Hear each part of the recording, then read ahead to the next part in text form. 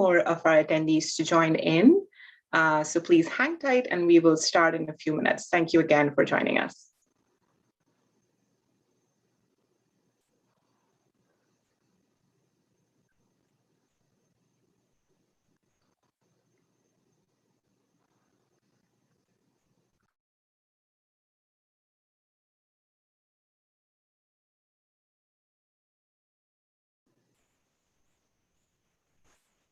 Well, let's get started. Hello, and a warm welcome to colleagues from South Asia, the United States, and elsewhere. My name is Akriti Vasudeva, and I'm a research analyst at the Stimson Center and editor-at-large of South Asian Voices, which is our online policy platform for the security, politics, and economics of the subcontinent. Thank you so much for joining us today for our virtual conference on gender mainstreaming in South Asia, country perspectives. This is the second event in our partnership with the Kubernetes Initiative, where we examine how a gender consciousness approach and using the lens of elevating underrepresented voices can apply in the policymaking and decision-making processes of South Asia. In our first event back in September, we broadly discussed how the subcontinent can achieve greater inclusion of women and minorities, both in terms of representation as well as substantive contributions in the fields of foreign policy, national security, geopolitics, environment, economics, diplomacy, and more.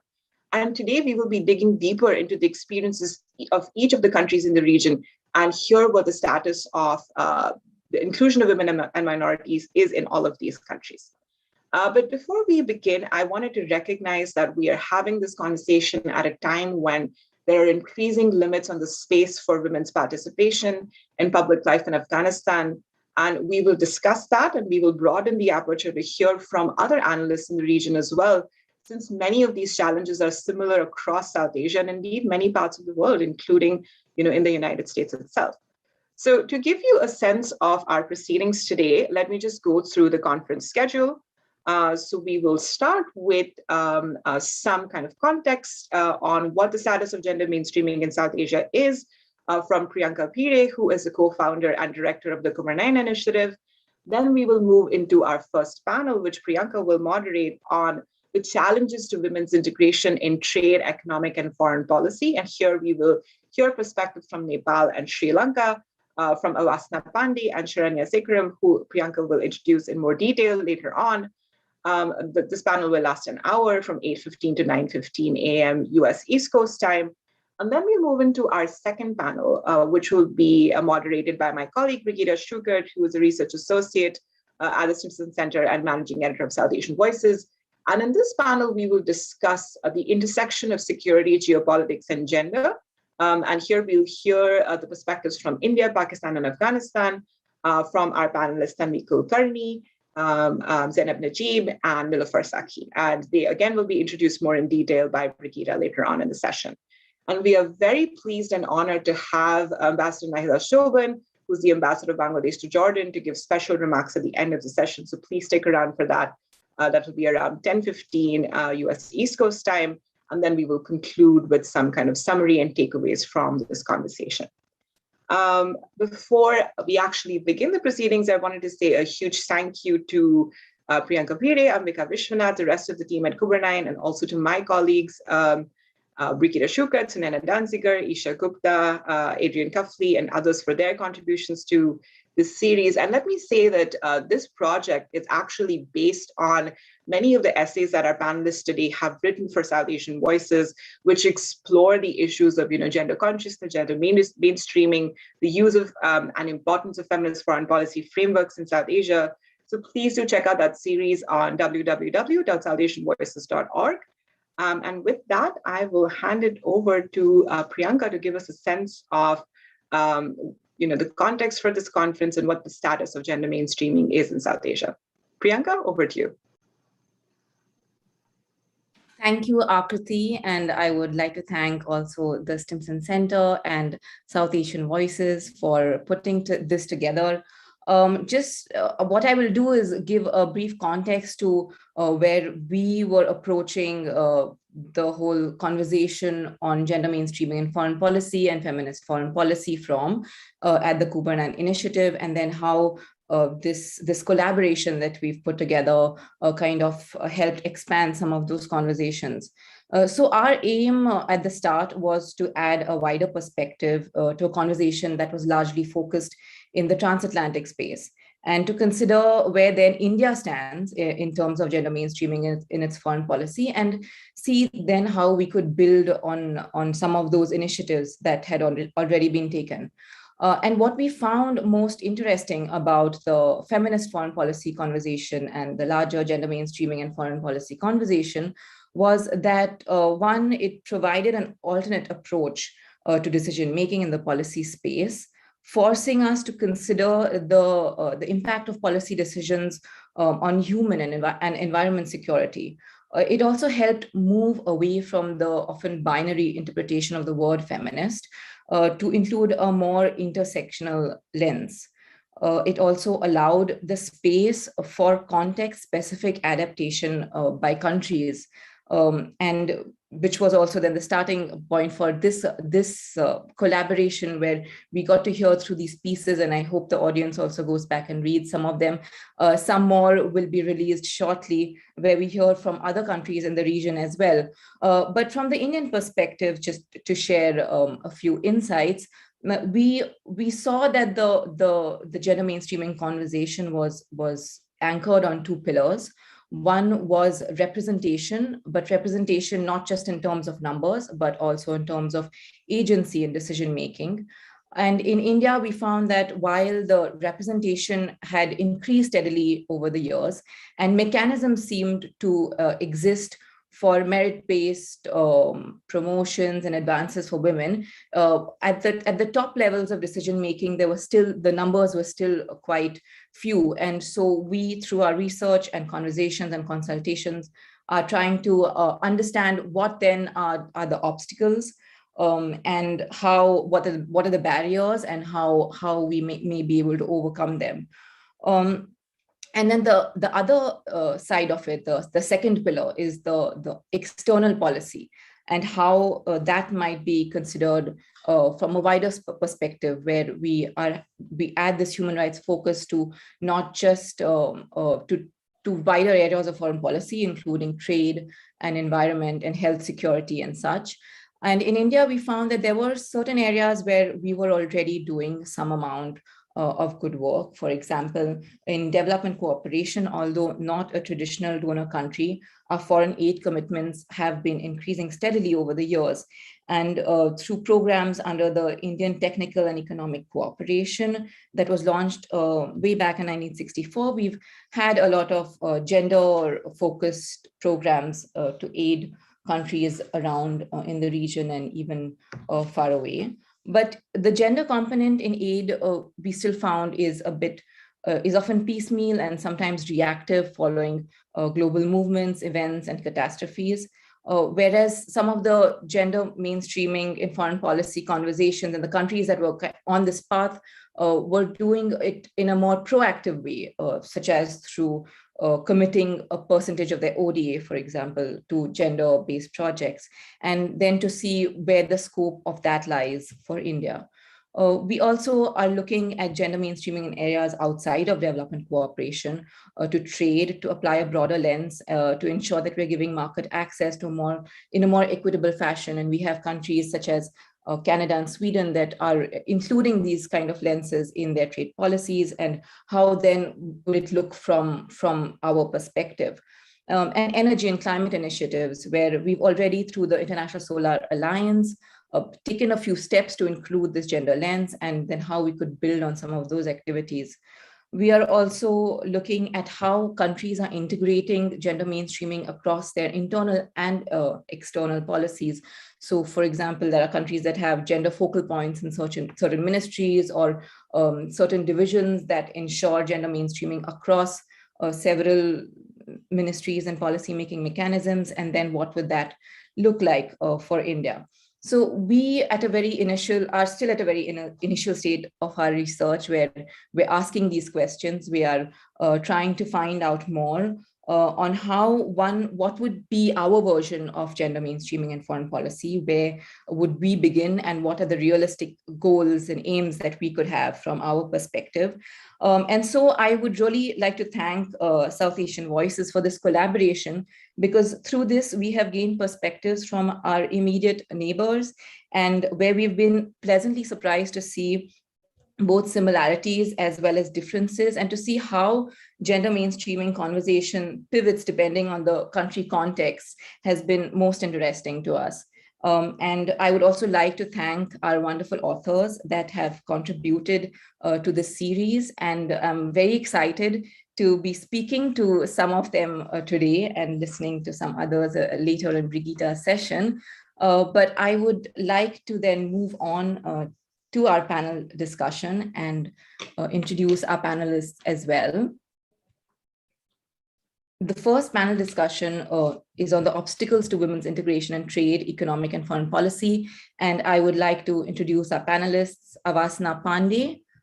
Avasna, are you here? Yes, great. Hi, Avasna.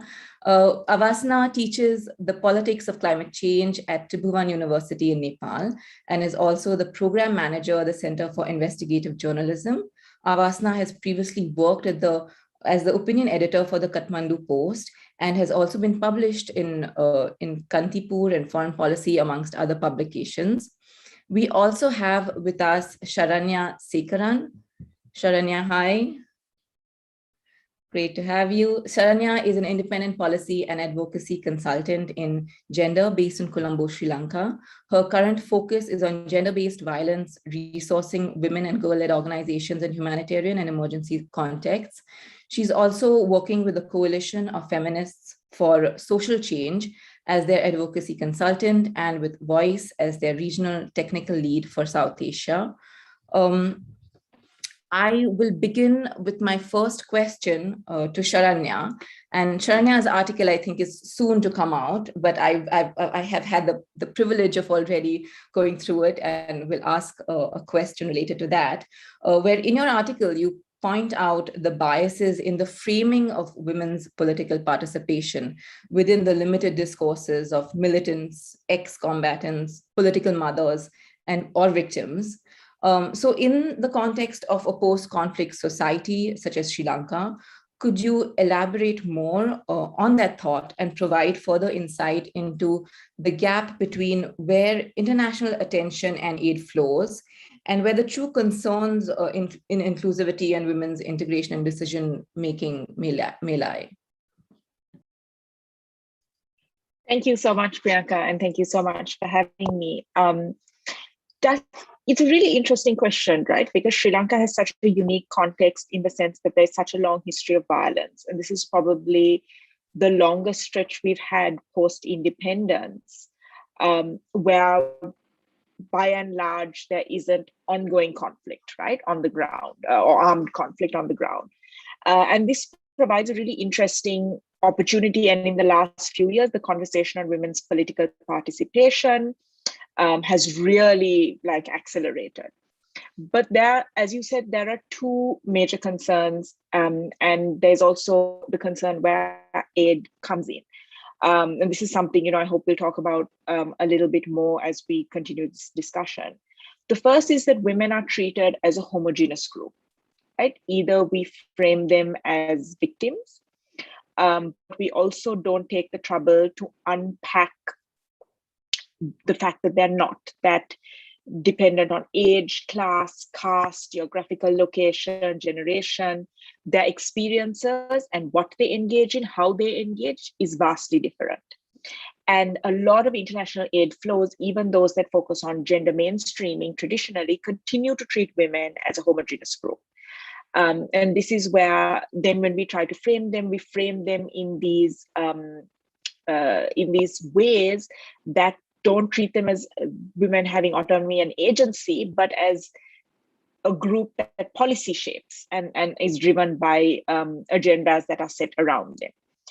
The second thing I wanted to also say in terms of how we talk about women's political participation and how we sort of talk about expanding it and mainstreaming it in different ways is that we don't really bring in a generational conversation here at all. And we don't really talk about how age really intersects among women, with younger women, older women, and how it really shapes and changes how women participate politically. Because we do have a generation that has never experienced the conflict in the same way that a generation who lived with it, grew up with it. And then you also have a generation who were there pre-conflict, pre-83, and then who lived through, the 70s, 80s, 90s, when it was really at its peak. So you have these three generations, but everyone is addressing them as though they function the same way, including international aid, which is deeply problematic because their experiences and how they engage and what they care about is vastly different. So, just to kind of get us thinking, I think those are two of the things it's interesting that we need to begin to start unpacking. Thank you, Sharanya. That was very insightful and interesting. I will now ask Avasna my next question, and then have a few questions where I'll both have you give your own respective country perspectives. Avasna, also, I will go back to your article, which is currently available online to read. And in your article, you raise a concern about another gap, which is the gap that exists between representation in terms of numbers and agency for women to make decisions. This is an opinion widely held in the Indian context as well.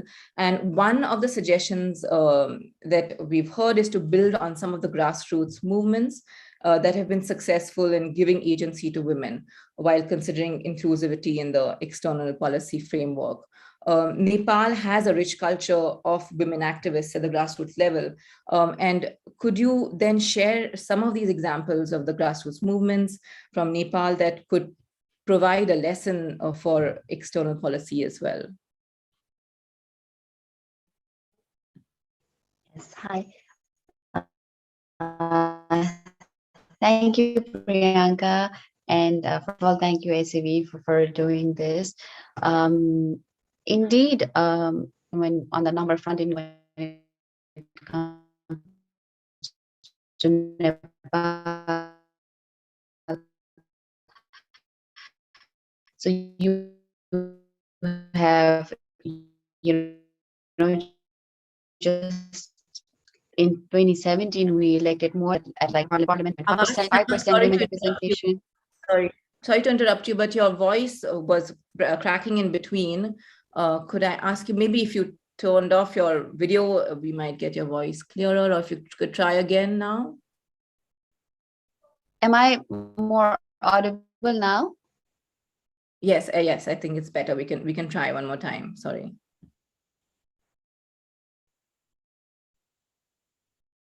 Is it all right? If I'm still you and start talking. All right. Yes, we can hear you now. Yes. Great. So what I was saying was there is a lot of deal going on the numbers front, right? You have a lot of women being elected to political offices, right? But like you mentioned, and then like what I mentioned in the article, right? There is a lot of push in terms of number, but again, these women leveraging, which is the good thing, right? It's actually something's better than nothing, right? Them getting the numbers, them you having a certain quota is actually good, right? But again, that how much of that translates into leveraging power is still a question. But yet, having said that, when it comes to all marginalized communities in Nepal, communities consist of a lot of different groups, right? But women are, you'd have women on the panel, and then when you talk about like taking sources, people are like, we need to talk to a woman source at least, right? So talking about grassroots movement at the, because you have women who have like formed Avasna, I'm sorry, they have small groups where they talk about. Sorry, you're still breaking. I'm going to request you to switch off your video. Maybe that will help. All right. I'm sorry. I don't know what's wrong with the internet today. I mean, okay, my connection shows perfectly fine. Yeah, I'm sorry. Without the video, we can just hear you better. Yeah, right. So coming to, like, building on successful grassroots movements of women activists in Nepal, there's a lot of example, right? At the rural level, you have women who run their own, like, small organizations where they talk about financial activity. They give loans to each other. There's a lot of financial transaction happening between them. They discuss the domestic violence that happens at home, right? Something that nobody would want to listen to. Even the local authorities would not really pay attention to. These issues are discussed among them. Even March from a city which is east of Kathmandu. So women walked for 20 days to come to Kathmandu because wherever they were, they thought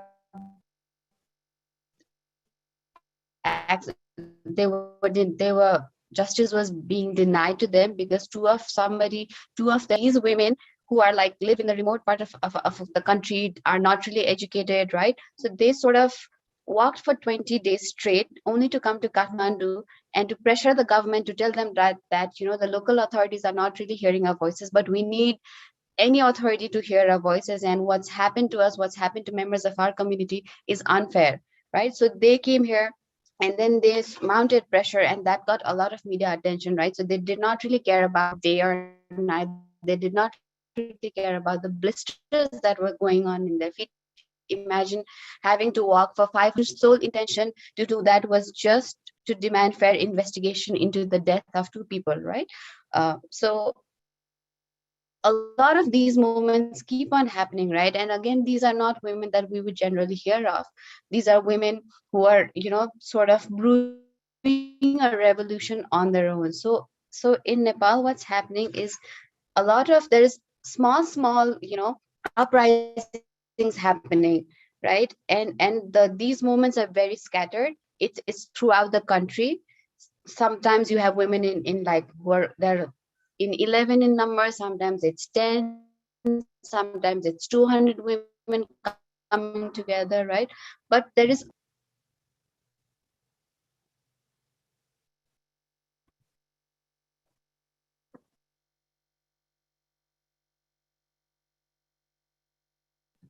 I think we have lost Avasna completely.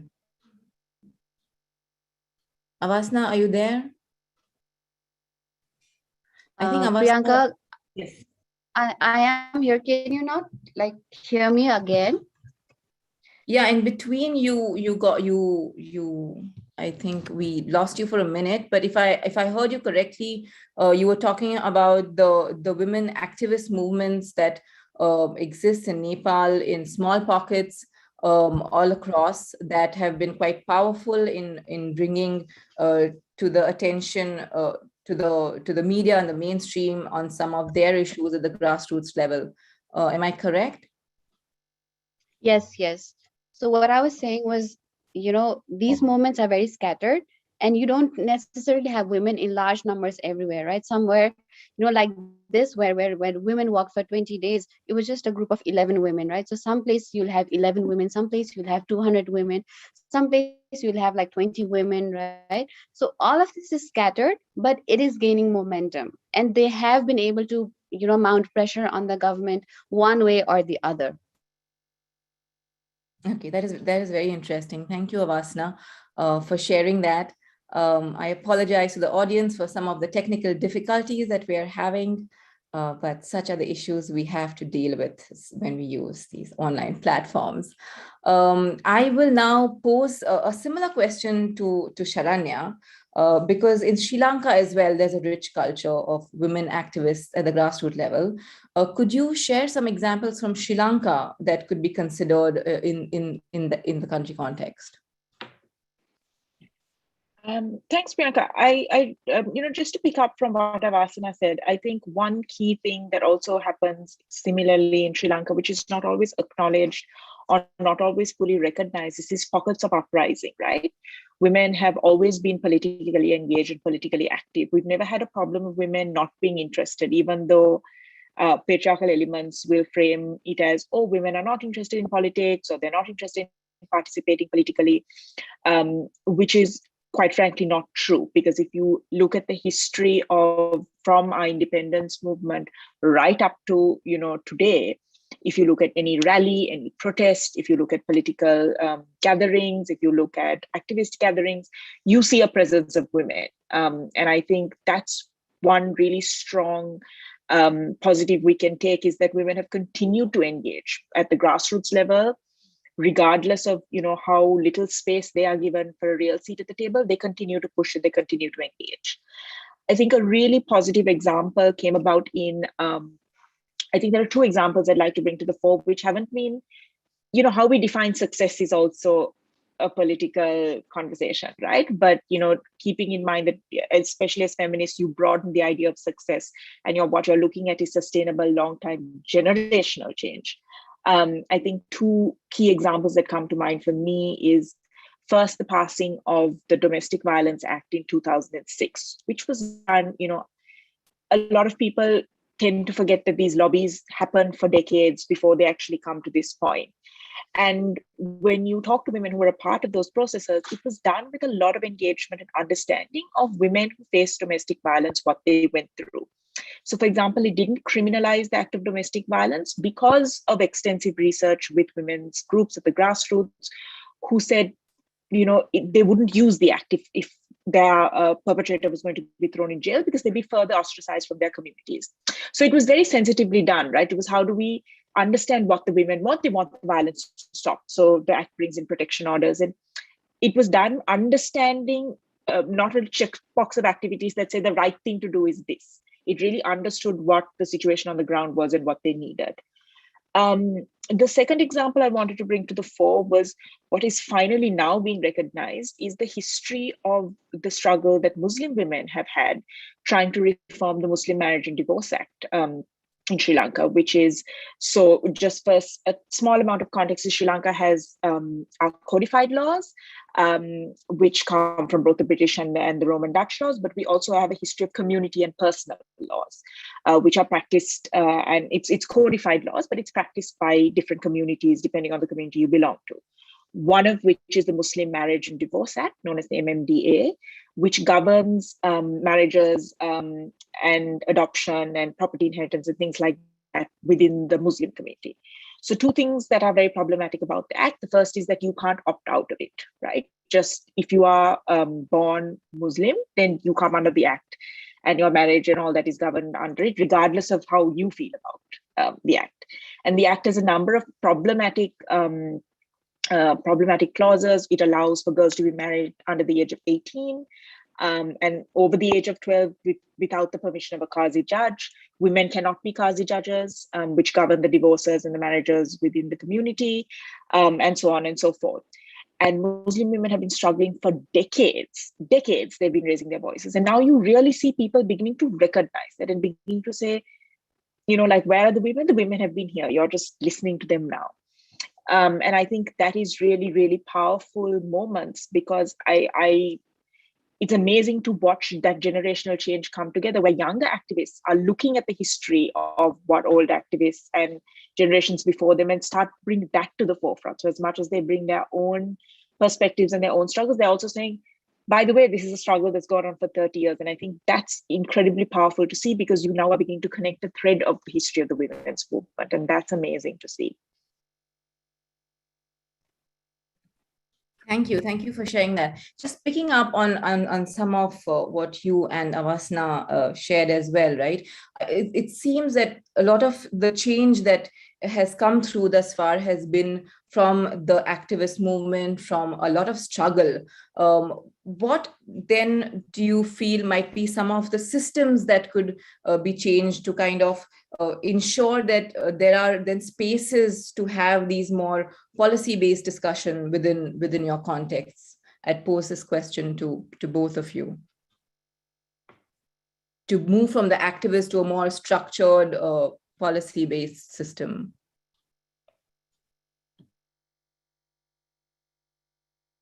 Would you like me to take it, Priyanka? Then, yes, please.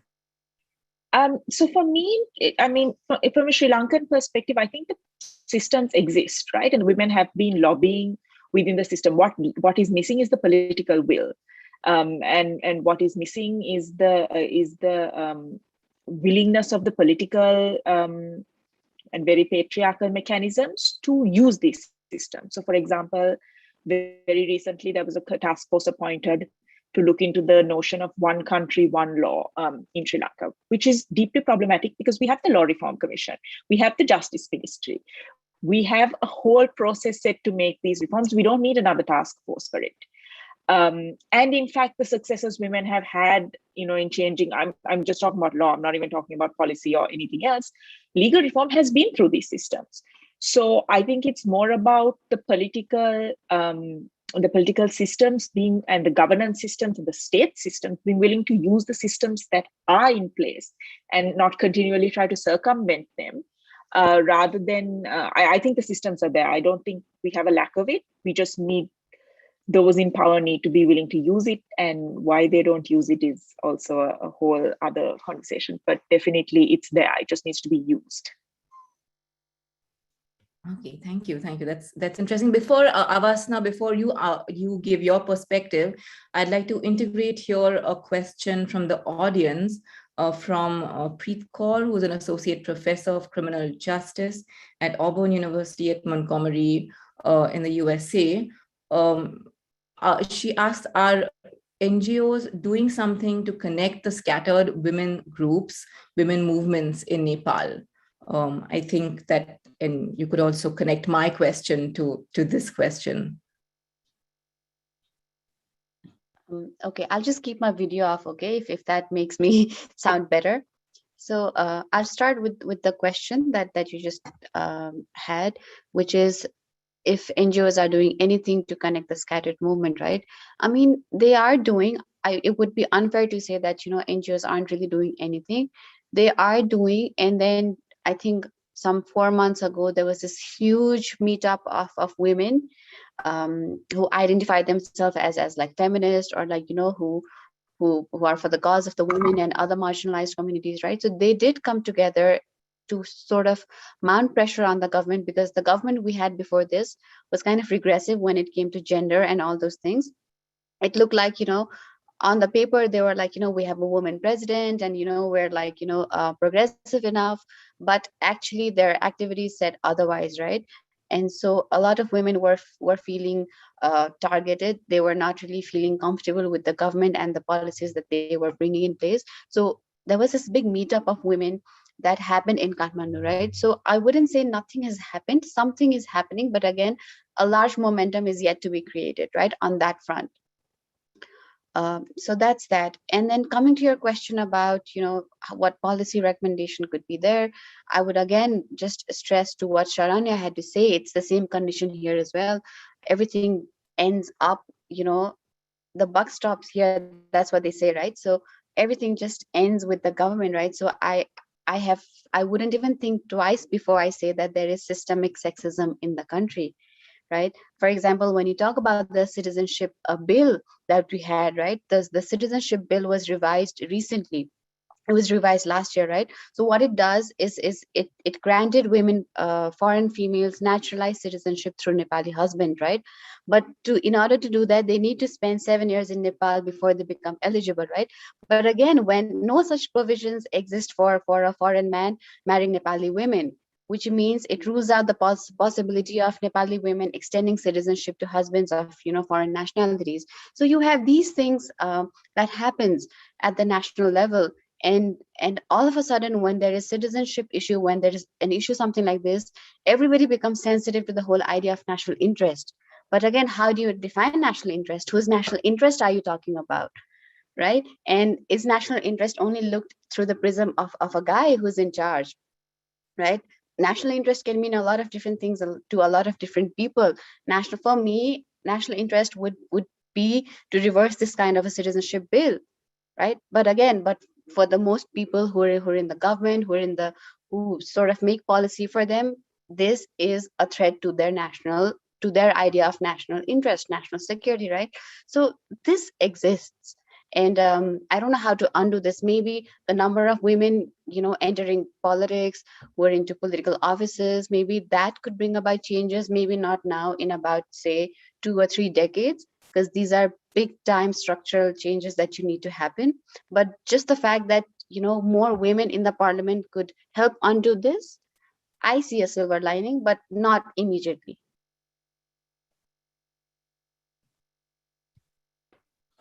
Thank you, Avasana.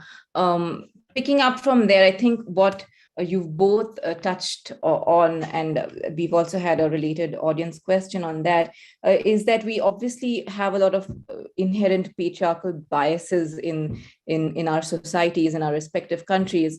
So my question to you is, apart from the very obvious barriers in terms of these inherent, mindsets that need to be changed, what other obstacles do you envision for both Nepal and Sri Lanka, considering gender mainstreaming and an inclusive approach in its external policies?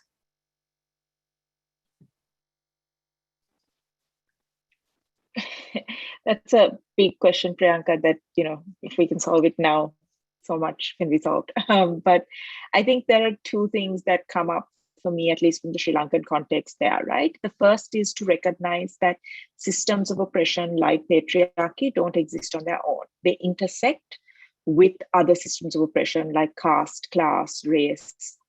And I think one of the issues with, and this is also, how international aid and, policy conversations are shaped at a global level, because so much of it comes from what we call a global north, but is also called a Western perspective.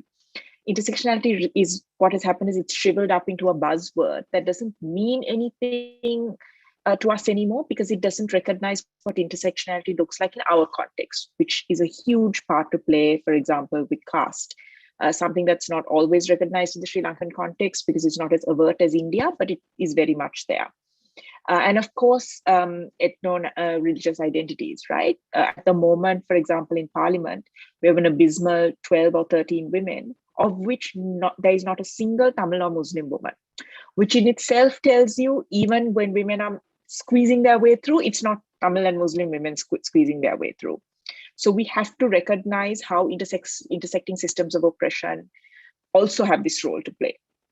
Right? And why is it that women have to rely on nepotism to get in, whereas for men there still seems to be some level of merit to rise within a meritocratic way? The second thing is that I think there has to be a complete and fundamental shift in how we look at engaging women at the grassroots. When we come in as, whether it's as national level NGOs or whether it's those working with international organizations, for example, when you take the GSP Plus, which is a huge push forward for Sri Lanka's trade processes, particularly with our garment industry, right? The GSP Plus has never addressed the gender conversation. It's never addressed the low levels of women in leadership of the trade unions, which they are supposed to be keeping an eye on, because they're supposed to be looking at exploitation of workers, but the majority of those women workers are women workers, right? And there are very simple things that can be done. For example, just looking to see when are the meetings are held for trade unions, because if they're being held after work, of course, women can't attend them, right? They have to go home and cook and clean and take care of the kids and prepare for the next day. But if it's during lunchtime, does that completely change how women participate? So I think one is looking definitely at the intersecting systems of oppression. The second is to really look at where are our energies and focuses going. Are we only sitting in AC rooms and having conversations using fascinating words that sound great on paper, or are we really even bothering to talk to the women involved, supposedly at the grassroots, and ask them what they want? And I just wanted to say that there is one example for me that really struck me during COVID. Is as one of the organizations I worked with, we were developing just after the first lockdown, when things were opening up, for garment factory workers. And we designed these beautiful graphics, and there was like in Sinhala and Tamil, and we thought, it was really jazzy and attractive. And then when we spoke to one of the women, she said, yeah, the graphics are very nice, but they're also like 2 MB to download. And, you would just send us like a WhatsApp forward only with the text, and that would have done the same job and probably been passed on a lot wider. And for me, that was such a start, because it was so simple what she said, right? But we hadn't even spoken to ask them what made the most sense to get this message across. So I think those two, when we say engagement, are we engaging them to check a box, or are we engaging them to really hear how it works for them and shape our work around that? Thank you, Sharanya. Avasna, would you also like to weigh in? Yes. So I think I have similar things to say as, like, as Sharanya had said. Like she said, it's a beautiful thing that she said, that patriarchy does not exist on its own, that it does interact with other systems of oppression, right? And the same is true for the Nepali context as well. When I said that there is a lot of women's movement happening in the cities and in the rural areas both, right? One of the problems that I see is, again, like Sharina pointed out, engaging to really listen to them, right? So one of the problems that I see for mainstreaming this whole gender participation thing is, the women, especially in the rural areas, who usually, it's a good thing that, sort of, they campaign and then they raise their voices, they use social media to, get their messages across and everything. But I think one of the problems is also that they need to start passing the mic. Just because they have a platform and they have a loud voice and they have, the means to do anything, they have, everything at their wherewithal to sort of spread their messages, does not mean that they go on talking about all the time, that they cannot take the sole responsibility for everything or for every woman, right? For example, in the cities, like in Kathmandu, you talk a lot about sexual harassment, but and then that's a big issue here right now. But when you go to the rural areas, women don't even know what sexual harassment is. First, you need to tell them what sexual harassment is, right? They need to know what consists of sexual harassment. They need to know where to draw the line. But these women don't even know that, and then so these women are not really raising their voices on that front. But you have, and maybe sometimes that's not even as big a issue for them as, sort of, as compared to having to come out of the house without asking their husbands or their mother-in-law or their father-in-laws, right? So the issues are quite diverse. And then what is it that we need to focus on? So everything is being looked at from a very, usually, okay, not all the time, but usually things are being looked at from a very urban lens, right? Even in terms of gender mainstreaming. And I think that is a problem. And the fact that, some people just need to pass the mic and let the people who actually need to speak up to be heard, I think that, again, is a challenge that we really need to think about.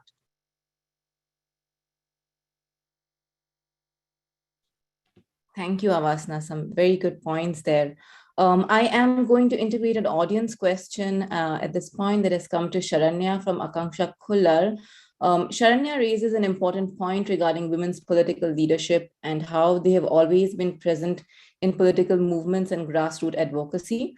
But haven't these very women also ended up serving as cogs in the wheel of patriarchy, often reinforcing masculinized policies that they initially stood against? Yeah, it sums it up perfectly, right? If you sort of engage, or if you're there for too long, you become the very thing you stood against. And I think I can sort of contextualize it for Sri Lanka. We've had this not just with women.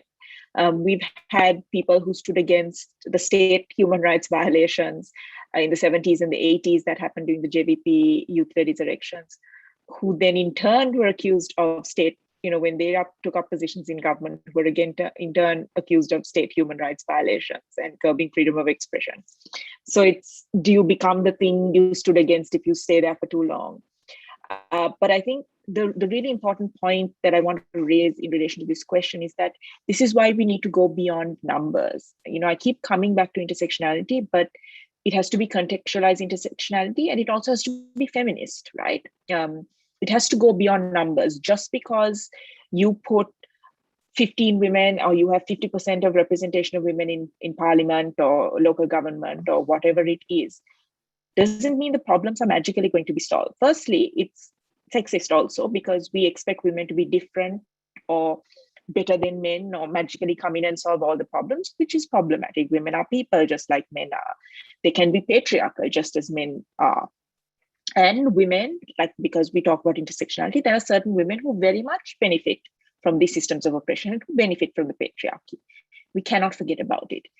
So, which is why when we talk about inclusion and engagement of women, it's about diverse women.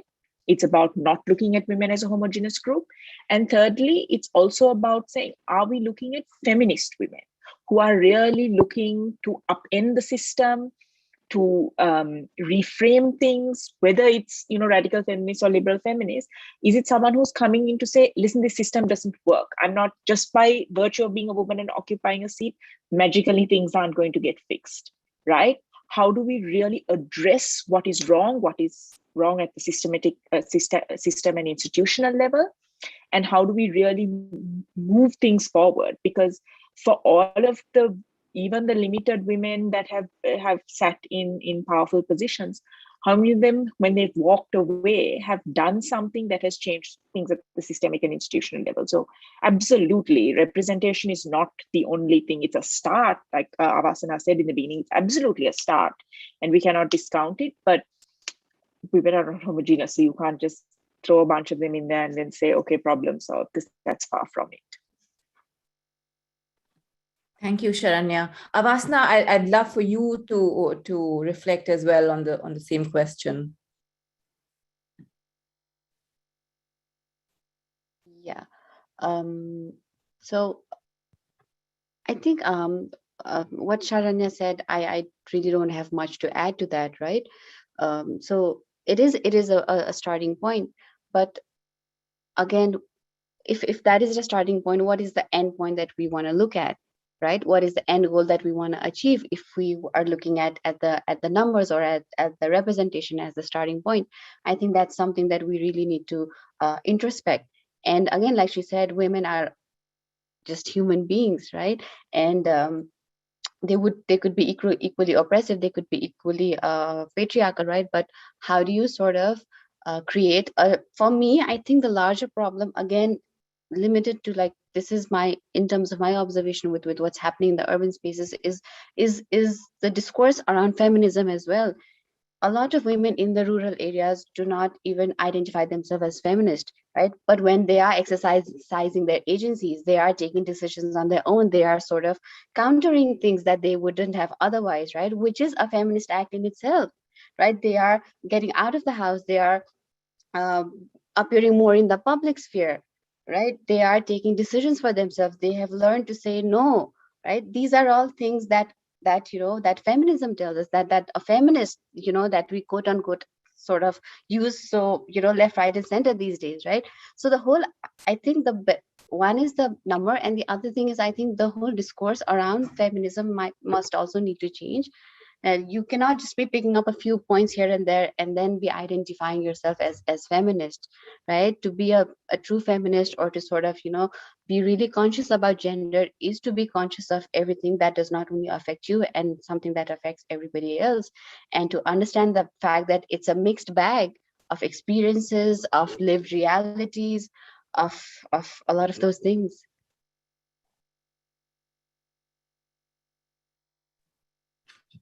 Thank you, Avasna, for sharing that.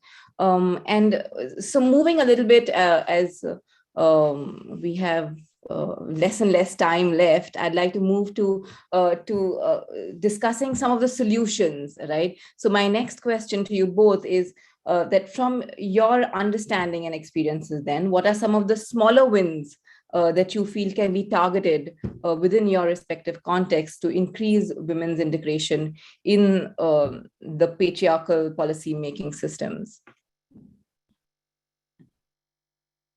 Sharanya.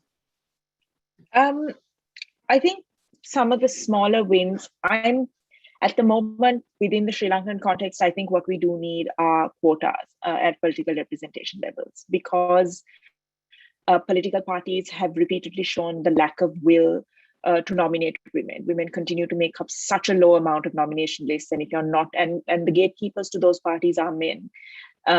And I think for women to even begin to get a foot in the door, if the gatekeepers can't open it, then we need to institute the gender quota system. At the local government level, it was included, and I think it needs to go all the way up to the parliamentary level. The second smaller win is, I think, this is going to sound alarmingly simple, but it's appalling how little of it is actually done, is that since we're talking also in the context of feminist foreign policy and we're talking in the context of international aid, I think larger donors need to center localized women and girl-led groups in their decision-making processes, in how they frame their grant-making processes, in what they give and how they give. And it needs to be much more flexible and much more realistically rooted in local context than it is right now.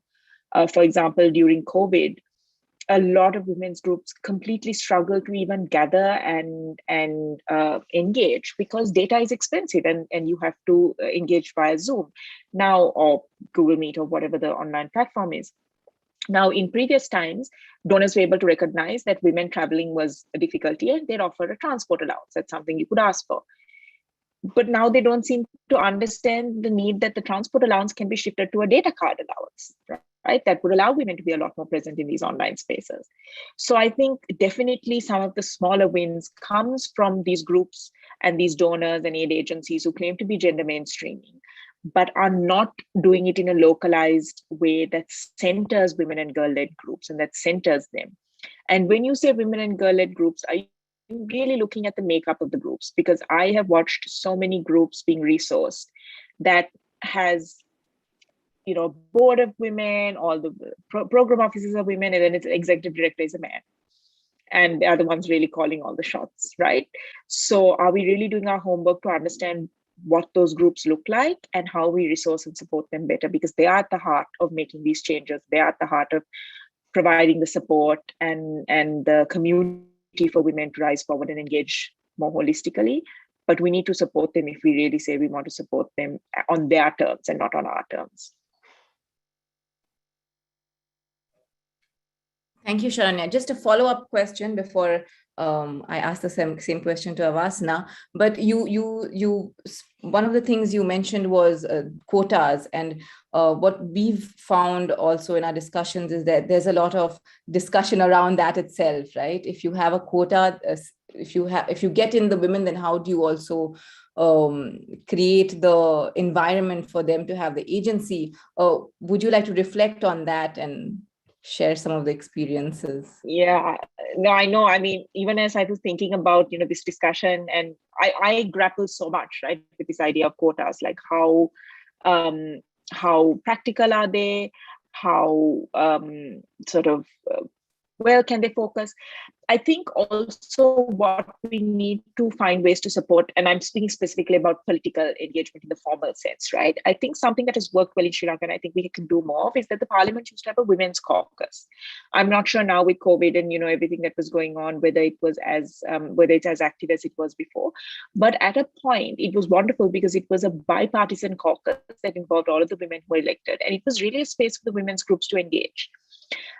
So I think alongside the quota system, absolutely you need to create systems and support structures within that political space for women to also connect with each other and find a space to open up the route for more women. I also did notice the question in the chat about the role of feminist men and how we bring them into the larger conversation. So men engagement is something I've worked on and talked about a lot in the last couple of years. And I have a lot of thoughts, but I will keep it to this, which is to say, you cannot not engage men. We absolutely have to engage engagement, but it cannot be at the cost of women and girls, which is what is happening now. We engage feminist men as allies, but women and girls need to be centered in this conversation. It needs to be led and driven by them. At the moment, even from a monetary level, you're seeing so much money going into resourcing organizations that engage men and boys on things like gender-based violence and masculinities, and women and girl-led organizations are struggling to get from one year to the next. Now, to me, that doesn't sound very feminist. So yes, we absolutely engage men and boys, but we do not do it at the cost of women and girls. And then if your resourcing is limited, then you really need to see where that money and where that resource support needs to go first before we even begin to look at these broader pictures. Thank you, Sharanya. Avasna, I'd like to go back to my original question, which was, what are the smaller wins that you see that could be targeted in Nepal? Right. So quota, like I said, the whole reservation, right? That already is in place for us, and that's a lot, right? So besides that, I mean, that is again a win. I wouldn't discount that as anything else. It is a great win, right? So that is one thing. And like I said in the beginning, right, women are more well represented than any other marginalized group in Nepal, right, than any other marginalized community. So in that sense, they already have a lot of visibility. Again, inside women, when you break down, caste, class, and then race, who gets that limelight, who gets to be heard more, that's a different issue, right, inside that whole big gamut of women as well. But they are more visible, they are more represented.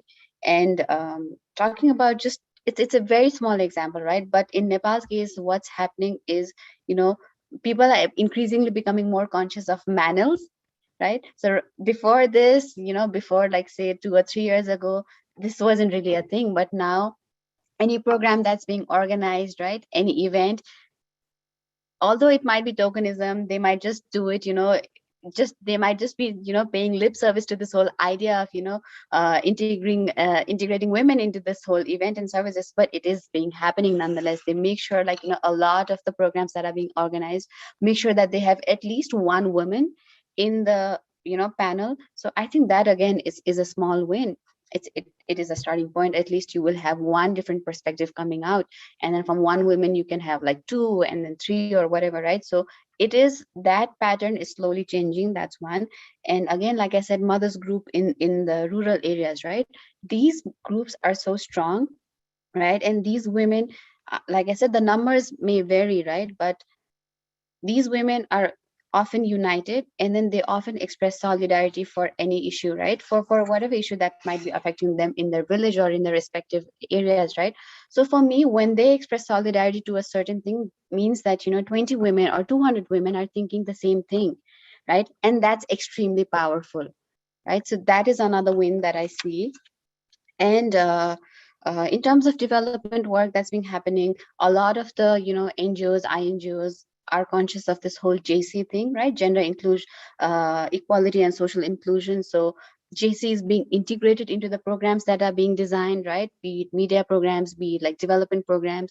So that is something that a lot of people are being conscious about. And especially in medias, after this whole Me Too movement that started, there is a lot of gender policies in the newsroom, right? So people again are being conscious on that front as well. So things like this is happening. I wouldn't say nothing is happening, but I mean, again, there is still a long way to go, right? But if I had to give examples of smaller wins, these would be it. Thank you, Avasna. Just to wrap up this conversation, one final question I'd like to pose to both of you is, if you had to leave the audience with three key thoughts, what would they be?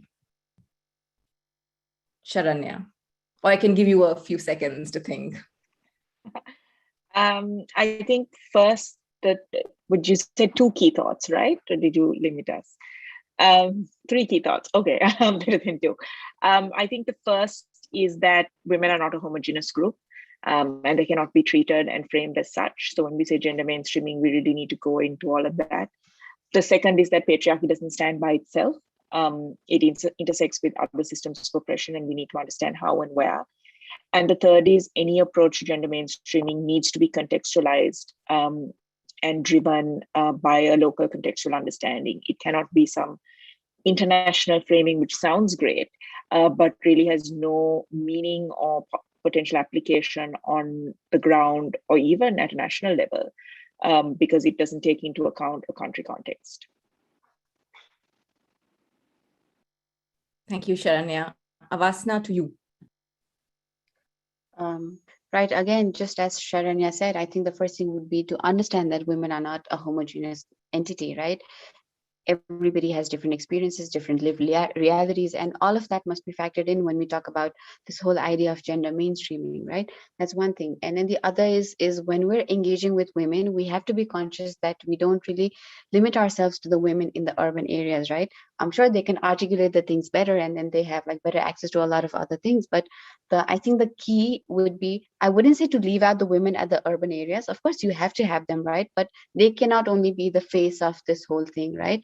The women at the grassroots level need to be engaged, and then their voices need to be heard, right? Because their oppression or their problems would be usually much larger than the ones that the women living in the urban spaces would be facing, right? So that's two. And then the third would be, I don't know how to do this, but the government again needs to be, the government is becoming conscious day by day about women's issues and issues about other vulnerable and marginalized communities, right? But I don't know how to sort of, create a momentum for them to have that political will. And I think our part right now, right here, is to do that relentlessly, to pressurize them in any way that we can, because they are at the top of things, right? And unless they take decisions, our decisions would only subordinate their decisions, right? It wouldn't bring about the kind of change that we're envisioning, right? So our job as, like, advocates, or as activists, or as, somebody who can mount pressure on these authorities, should not stop. And it can be done in any way, like I said, right? These women from Nepalganj who walked 20 days, that is a great example. They walked for, like, more than 500 or 100 kilometers just to pressurize the government and to make them conscious of where a government was turning a blind eye, right? So they highlighted that blind spot. So I think doing that is extremely necessary, and we have to do that more so now than we did in the past. Thank you, Avasana. Thank you, Sharanya, for this very interesting panel discussion. Thank you also to our audience for their wonderful questions. I will now hand over to Akriti to take us through the rest of the session.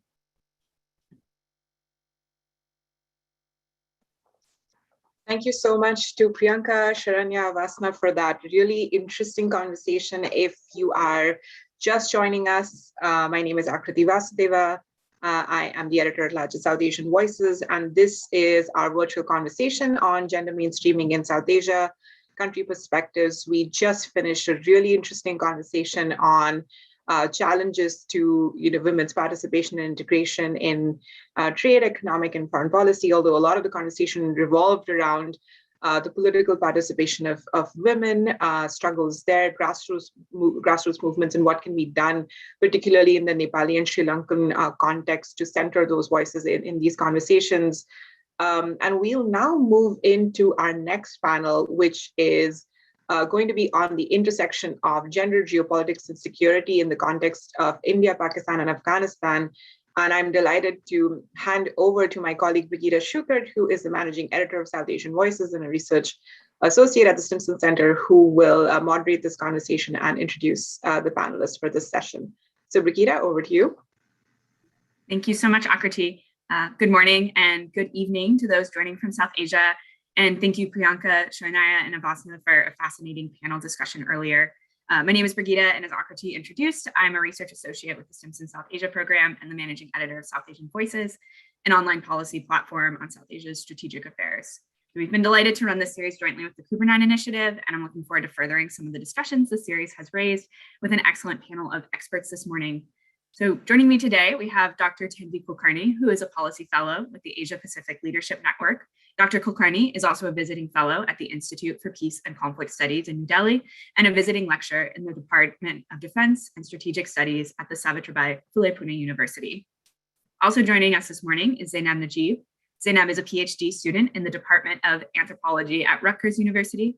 She has previously taught courses, including an introduction to gender and sexuality and a brief history of feminist movements in Pakistan at the Lahore University of Management Sciences.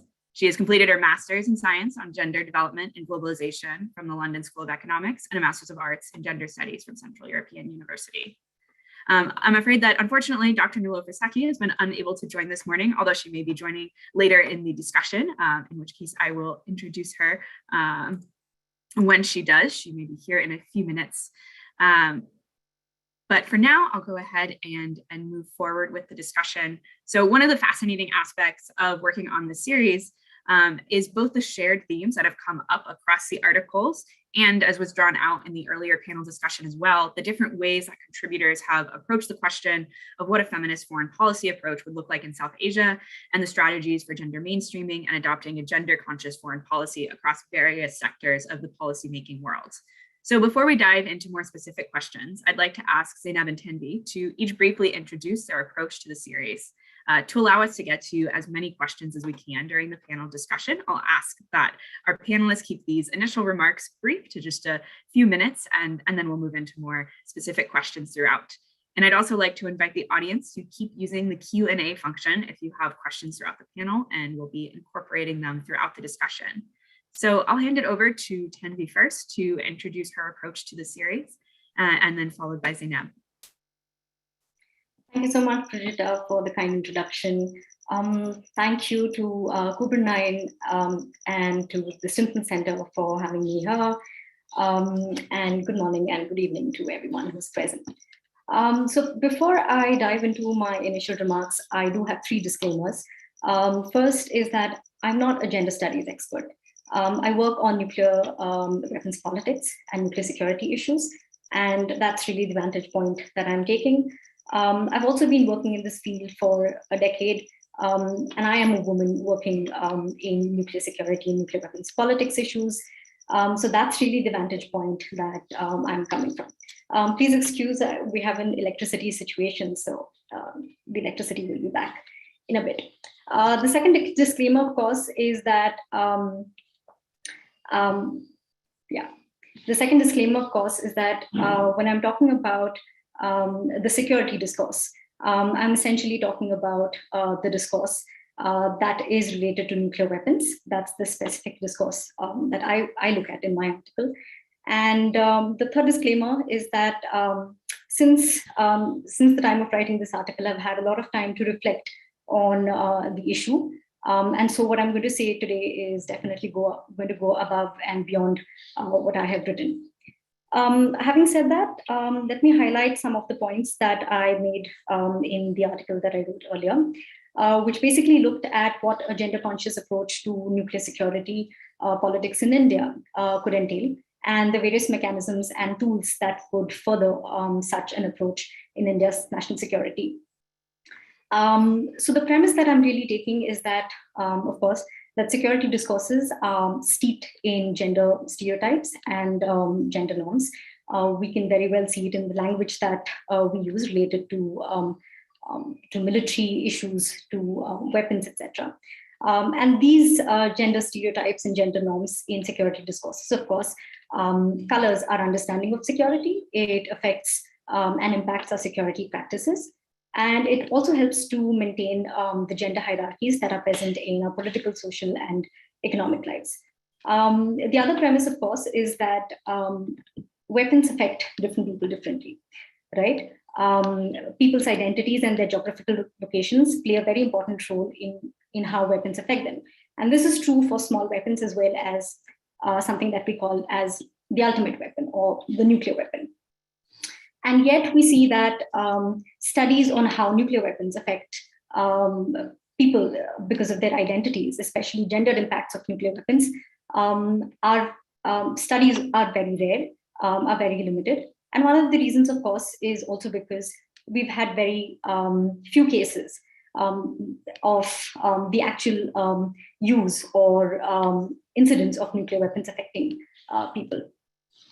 Having said that, I also mentioned in my article that while gender consciousness in policymaking and the whole idea of feminist foreign policy is important, it is, of course, a new idea for South Asia. And in India, especially, the feminist foreign policy discourse, before adopting a feminist foreign policy discourse, we really need to engage with the idea of a gender conscious foreign policy or security policy. Also, words like feminist can sometimes become a hurdle because in the eyes of many, especially people in governments, this is a very ideological concept. And therefore, I'm more keen to use concepts like gender consciousness or gendered approach to security policy. The third point that I'm really making is that while representation is absolutely key, we need to go beyond the discussions on representation. I mentioned that the debates on representation are important, but are a limiting factor. And I think Sharanya gave an excellent expose on what those limitations entail. Finally, the efforts towards a more gender conscious or a gendered approach to security policy, at least in countries like India, requires that efforts are to be made at multiple levels. And that includes the civil society level, the society level, but more importantly, at the level of the strategic community, people like you and I, who engage with the subject of security, and of course, the government level. But I expect to have more conversation on all these issues in further discussions. Thank you, Brigitta.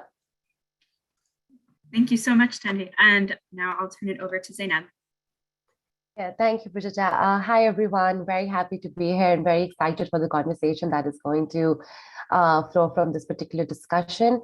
I feel like Dr. Kulkarni said, it's very important to understand what gender consciousness and feminism actually mean in the South Asian context. And that's a problematic that we don't really engage with because it's always taken as like a taken for granted category of analysis as well. So what I tried to do in my particular essay, which I really enjoyed writing, was try to show this historical precedence of the practice of feminist foreign policy in Pakistan with the presence of Begum Rana Liaquat Ali Khan, who was the first lady of Pakistan and also an ambassador to the Netherlands and Italy in 1950s and 60s. And that's something that we don't really talk about, not just internationally, but also locally, because there's always this distancing from feminist icons of the past, because like Dr. Kulkarni said, there's like a resistance to the term feminism in Pakistan or South Asia per se, and that resistance comes from lack of pedagogical interventions and analyses. For example, our history textbooks, or the way history is taught, or the way certain ideas are emulated or entrenched into our minds, they come from a very masculinized vocabulary and come from a very masculinized version of security, nationalism, patriotism, things of that sort. So our constructions of those ideas have become so limited that we have to go back and dig out in creating like an archive of sorts of women of the past who have done things, who have set precedents, because saying that something is a Western ideology or is coming from the West or is so foreign that cannot be inculcated into our customs is so easy and almost lazy now.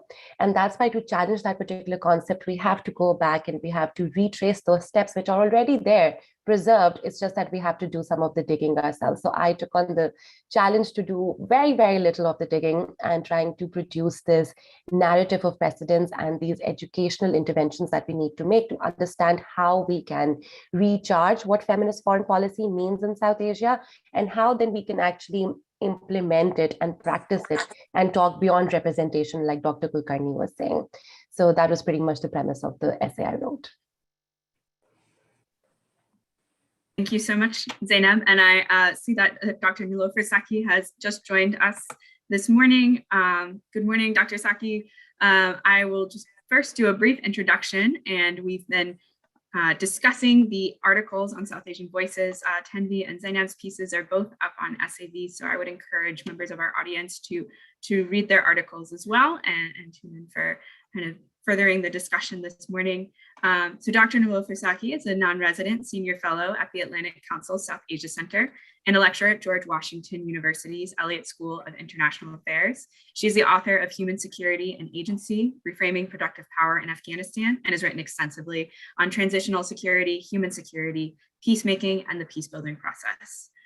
So as an introduction this morning, since a number of our contributors for the series have taken a variety of approaches to addressing this question of what a feminist foreign policy looks like in South Asia and strategies for gender mainstreaming and gender consciousness, Nilofer, I would like to turn it over to you to briefly introduce, I think, some of the main themes that you're looking to explore in your article, which will be published later on South Asian Voices, particularly when kind of taking into account the current situation in Afghanistan and the declining space for women in the policy sphere. Well, thank you. Thank you so much. Can you all hear me? Yes, and actually, yes. If you would, I think your camera is appearing vertically on my screen. So if you're able to switch the direction. Oh, perfect. Yes. Okay, let me see, because I am having some technical issues today. I'm not sure why. I'm trying to struggle with that. Is that okay now? Perfect. Okay, great. All right, so thank you so much. Good morning, good afternoon, good evening, depending from where you're joining us today. And I would like to first thank you, Stimson Center, for having me here today for such an important discussion. Well, what I was actually, I was looking at the issue of human security for a while, for quite a couple of years. And one of the elements of that particular topic that I was looking at was certainly gender, the role of gender, and specifically the women's empowerment in Afghanistan. My case study when I was looking at that particular topic of human security was Afghanistan. And I did 2 years of research on different elements of human security. So one of the important components that I was looking at that time was, as I mentioned, was gender, and overall coming under the women's right portfolio. So I was, what struck me over there during my interviews of meeting individuals from different sectors in society, and from different levels also, people from the community level, men and women, elders, religious leaders, politicians, civil society actors, development practitioners. So I met all these groups of people for the 2 years.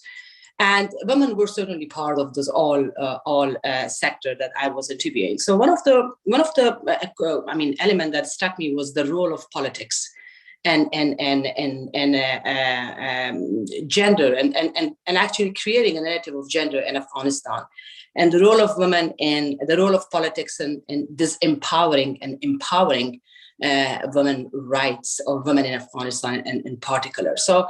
And then I was also struck by how the politics and different time premise, historically, the politics in Afghanistan has either promoted or impeded the women's empowerment in the country. So, and I was looking at all the aspects of society and how the politics have impeded women's role in economy, how it has impeded women's role or promoted women's role in politics. So that was a question which actually came out of that particular 2 years of research that I was conducting throughout the country.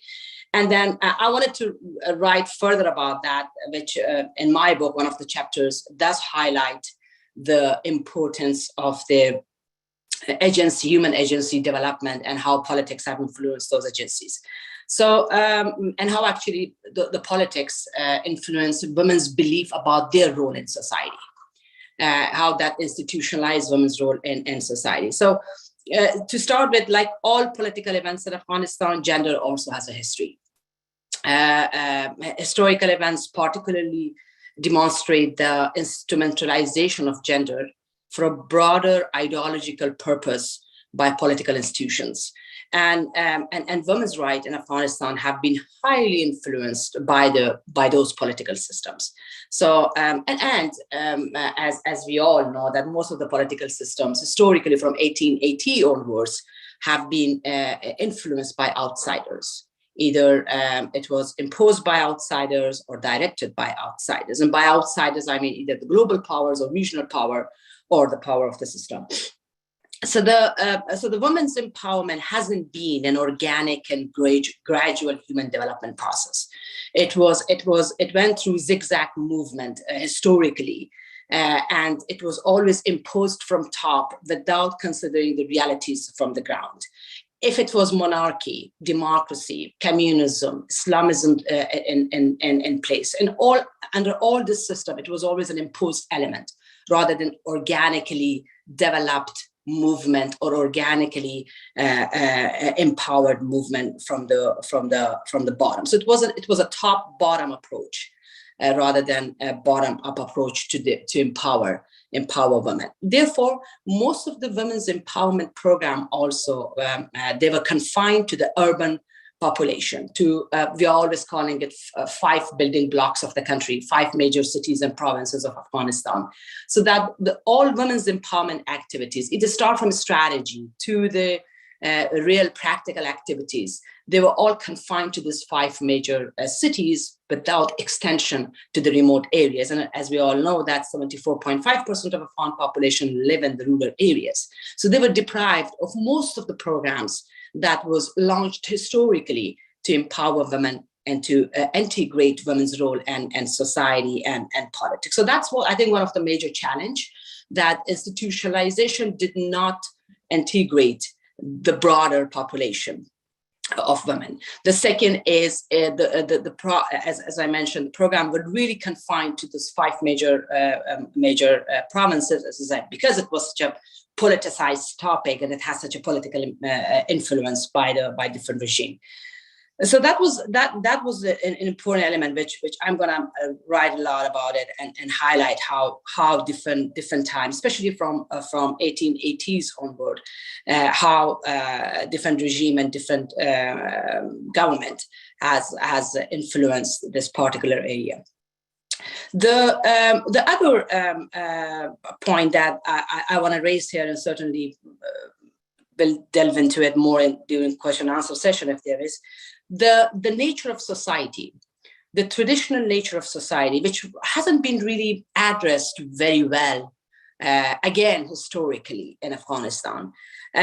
So it's most of the time whenever there has been a progressive system in place, like for example, in the history, it's written a lot in the literature that King Amanullah Khan and his wife, they were the promoter of women's rights and women's rights values. And they had many progressive policies in place in order to integrate women into society and politics. And then going forward, there were other officials, government and rulers who were for women's empowerment, especially if you see even last 20 years of that there has been tremendous achievement and gains and institutionalization of women's rights in Afghanistan. So there has been time period historically where there were progressive system in place and regime in place in order to promote and integrate women in society and politics, but it was always resisted by a traditional elements of society. And who were those traditional elements? That mostly it is, I highlighted in my work in the past, they were the tribal system, the overall the tribalism itself that was resisting the progressive movement of women, and they were actually having fear of losing their patriarchal authority. So tribal laws, tribal rules have had more power over Islamic and constitutional laws about regarding women's gender roles, and they were always dominating the society. The narrative that the tribal laws and tribal rulers were putting in place in society, they were the dominating factors in deciding gender roles in society.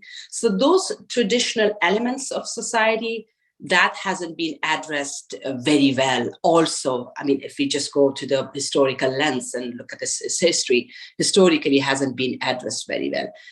Again, why? Because the majority of the population who live in the rural areas that were not targeted for most of the programs on progressive programs on inclusion of women in society.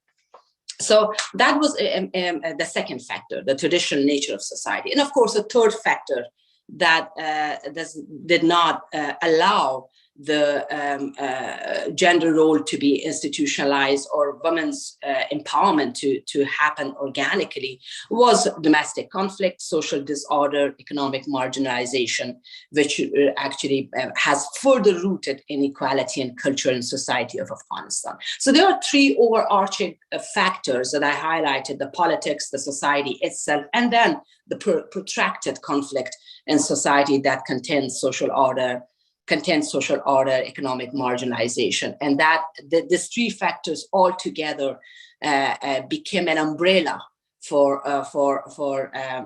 impeding women's role in society and further prevent their role in different sectors of society. Now, based on these 3 areas that I mentioned, that actually we can refer to the history of Afghanistan. Now, let me a bit focus on the Taliban regime or Taliban time and what it means for Afghan women in gender role in society. And of course, it is politicized always, as I mentioned, politicization is there. But overall, the ideological factor that this group has has launched in 2 times that they have ruled from 1996 to 2001 and now. This has such a strong and significant impact on impeding women's agency of power, women's agency of believing in themselves. It actually undermine women's presence in society. So it's another layer of miseries that it adds to the women exclusion from society. So with that, because the major ideology that actually evolves around all the policies and laws that Taliban have been pushing forward, both in their past time from 1996 to now, is that women cannot do anything. That's the inability factor, the powerlessness. These are the agencies that they are. You can see in every policy that they talk about. They talk about women's role in society, or even they plan to promote it. So that's about the powerlessness. That this group of people, that's exactly the concept, the narrative that they have been pushing forward during their past time and now, that this group of people in society are unable to do these jobs. They are unable to be in politics. And if you, I don't know how many of you have followed their arguments, their justification about even the religious verses that they take as an interpretation. That's their own level of interpretation, which is not widely accepted by the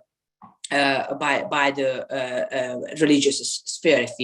If we go to that direction. So overall, the agency of empowerment and power is something that Taliban has been consistently undermining in terms of women's role in Afghan society, and that is dangerous in a sense that you and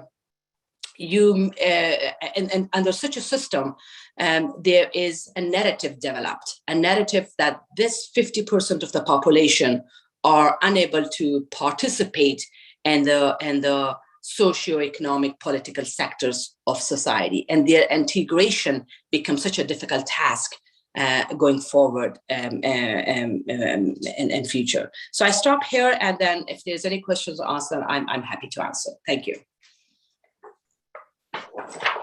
Thank you so much, and thanks to each of you for your opening remarks. I think, as noted at the beginning, I think an interesting part about this series has been making it cross-disciplinary. So linking it to perspectives from political science, history, anthropology, nuclear security. So that's been, I think, just a really exciting part about working on this series and seeing it all come together. So now I'm going to turn to diving into some more in-depth questions for each of the panelists.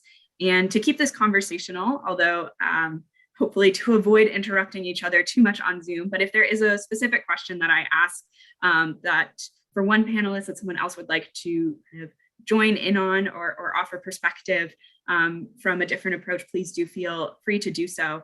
So I'm going to return, Tanvi, to you in a point that you raised in your initial remarks and also brought up in your piece, which is that, that while representation is a core pillar and something that is very important to a feminist foreign policy approach, it is far from the only objective. So I was wondering if you could talk a little bit more about the ways that this point applies to India's security and nuclear community, and what might be starting steps for moving beyond just representation. Thanks, Brigitta. So, like I said, that representation is important, and representation is one of the key pillars of a feminist foreign policy discourse, right?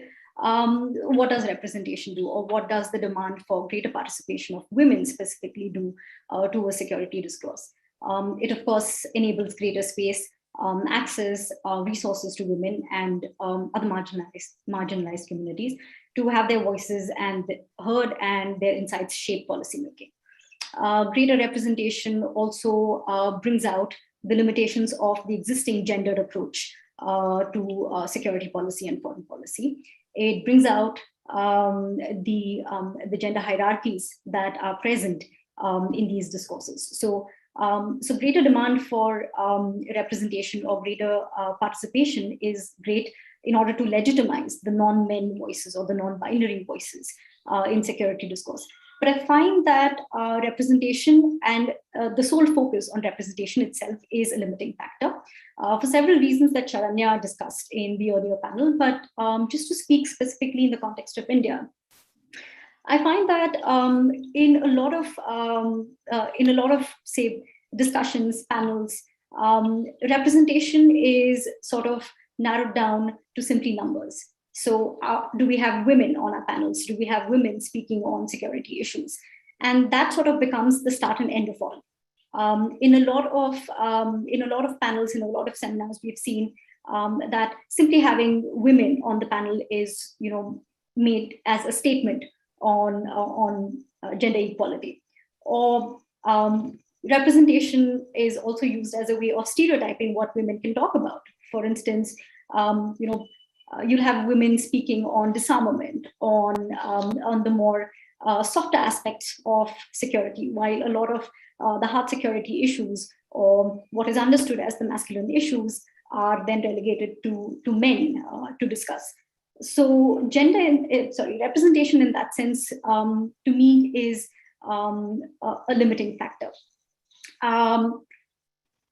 What can also be seen in India is that while increasingly in high security studies spaces, for instance, in universities, in think tanks, in other organizations, you'll have a lot of women working on these issues.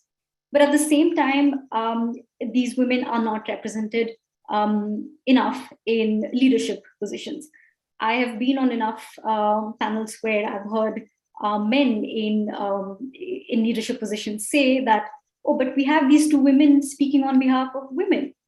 So the focus on representation really does not help us to look at the structural barriers that women face from rising from low levels to leadership levels. And we all know why women in leadership positions are important, because that is where you get to make decisions. That is where you get to choose what should be counted, what should not be counted. So I feel that beyond representation, we really need to look at how the nuclear security discourse itself is shaped. We need to look at how the impacts or the outcomes or the consequences of a gendered approach to nuclear security really affects the people that it affects, right?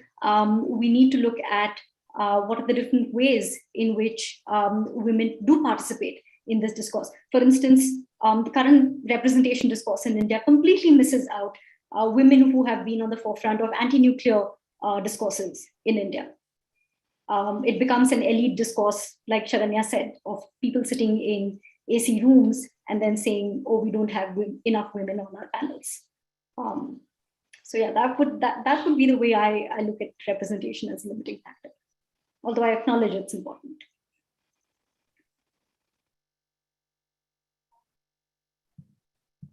Thank you, Tanvi. And I think that last point you made about highlighting women's voices in various nuclear security fields and movements kind of transitions nicely into a question for both Zainab and Nilofer, which something that I saw as sort of a key theme in both of your introductory remarks is the role that historical memory plays in how in kind of addressing these questions of what a feminist foreign policy might look like, or in elevating the voices of women or marginalized communities in Afghanistan or Pakistan.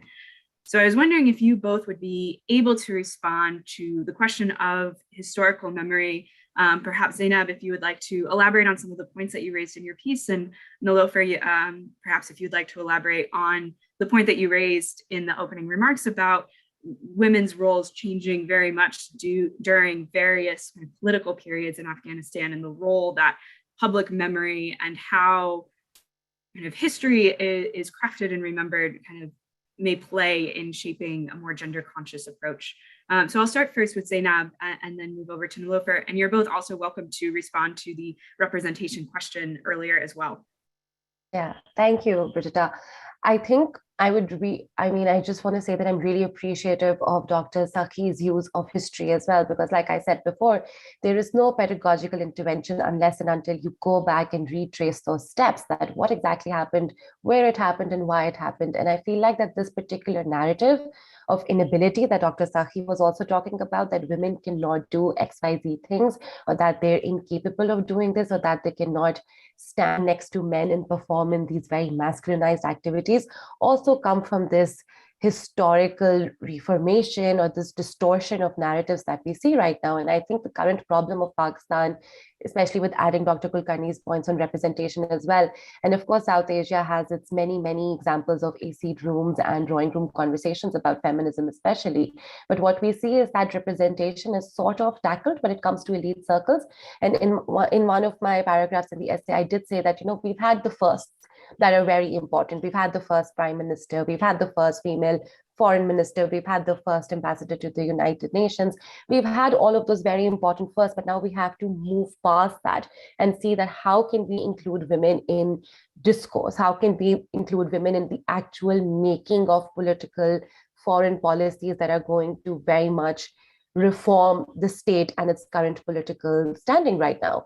And I feel like that this concept, Brigitta, that you said about the memory work that is necessary, or the kind of political landscapes that are very much entrenched in memory, I feel like memory is such a contested landscape of political analysis, especially in South Asia, with its very tumultuous history that tackles colonialism, history that tackles internal interventionisms, histories that tackle internal examples of aggression towards each other as well. So that history is so distorted and so contested at every step, especially when it comes to triumphalisms, who won what and where and why. So when we get entrapped in those narratives, we don't really see the kind of iconic interventions that have been made in the past, especially by women. And even though we kind of see that, oh, look, our parliament has 20% women, or this committee has 20% women, or that there are panels in which women are speaking, or women are doing actual work on the ground and trying to get research done or raw materials collected, we don't really see where that tradition is stemming from. Is it this benevolence of political leadership of today that is including women? Is it this Western progressivism that is being entrenched in our modern conception of doing politics? Or is it actual historical precedences in the example of the history of the country, for example, Pakistan? And that's why I use the example of Begum Rana Liaquat Ali Khan, because we see a woman who is seen as traditional enough, but not quite so, who is married and therefore is kind of seen as a safe woman, but is also being a representative of Pakistan to European states like Italy and Netherlands. And it's not just that the ambassadorship role is something that is of the most importance.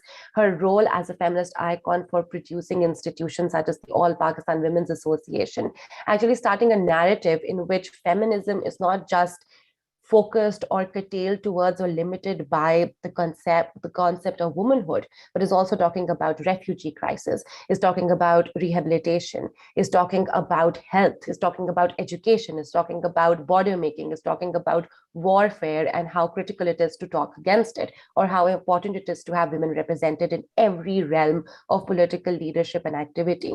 So when we kind of see these very different examples and we kind of try to trace these lives back into the central focus, what we're trying to do is that we're also trying to calm down those apprehensions that come from the local context as well, that this idea of feminist foreign policy, for example, or this idea of gender conscious way of doing politics, it's not something that is coming from this neo-colonial ideology. It is actually coming from examples set within the history, so that there is a sense of comfort and also a sense of reclamation of the past, without being too nostalgic about it, I would say, and also reclamation of spaces that have been constructed right now that are vacant because there is an actual intervention towards stopping women from occupying those spaces. So this actual act of disabling women from doing things or being represented is coming from the context that Dr. Sakhi was saying, that this false narrative that is implemented that women are incapable of doing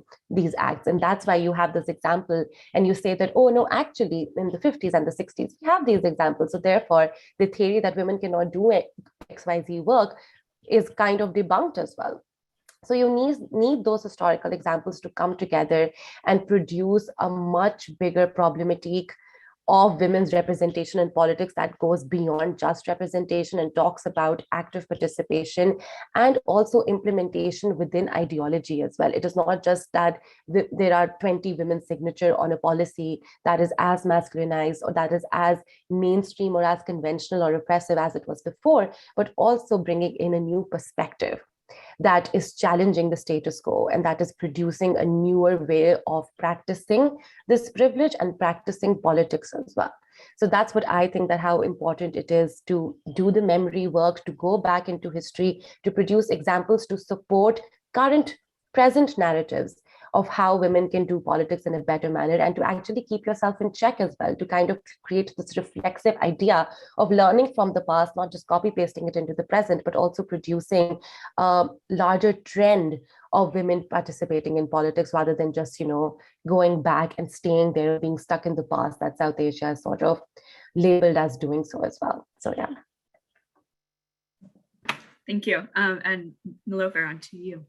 Yeah, thank you. I would like to elaborate the point of representation in Afghan context. I completely agree. In Afghanistan, yes, as I mentioned, politics has strongly impacted the women's right or gender roles in society. And in addition to another complementing factors, which is a traditional society. But the representation, it hasn't been a meaningful representation. And by meaningful representation, I think some of us highlighted a lot in the past when we were doing all this on the ground. For example, the quota system in the parliament, and the number of women in the cabinet, or number of women at the ambassadorial role. This all matters. I mean, for a general population, when they see the women are in leading role, it creates narrative itself that women can do it. And for example, women in media, more women faces in media. One of other sector that we were arguing a lot in Afghanistan, women in economy. More women, allow more women in the business sector, more women CEOs.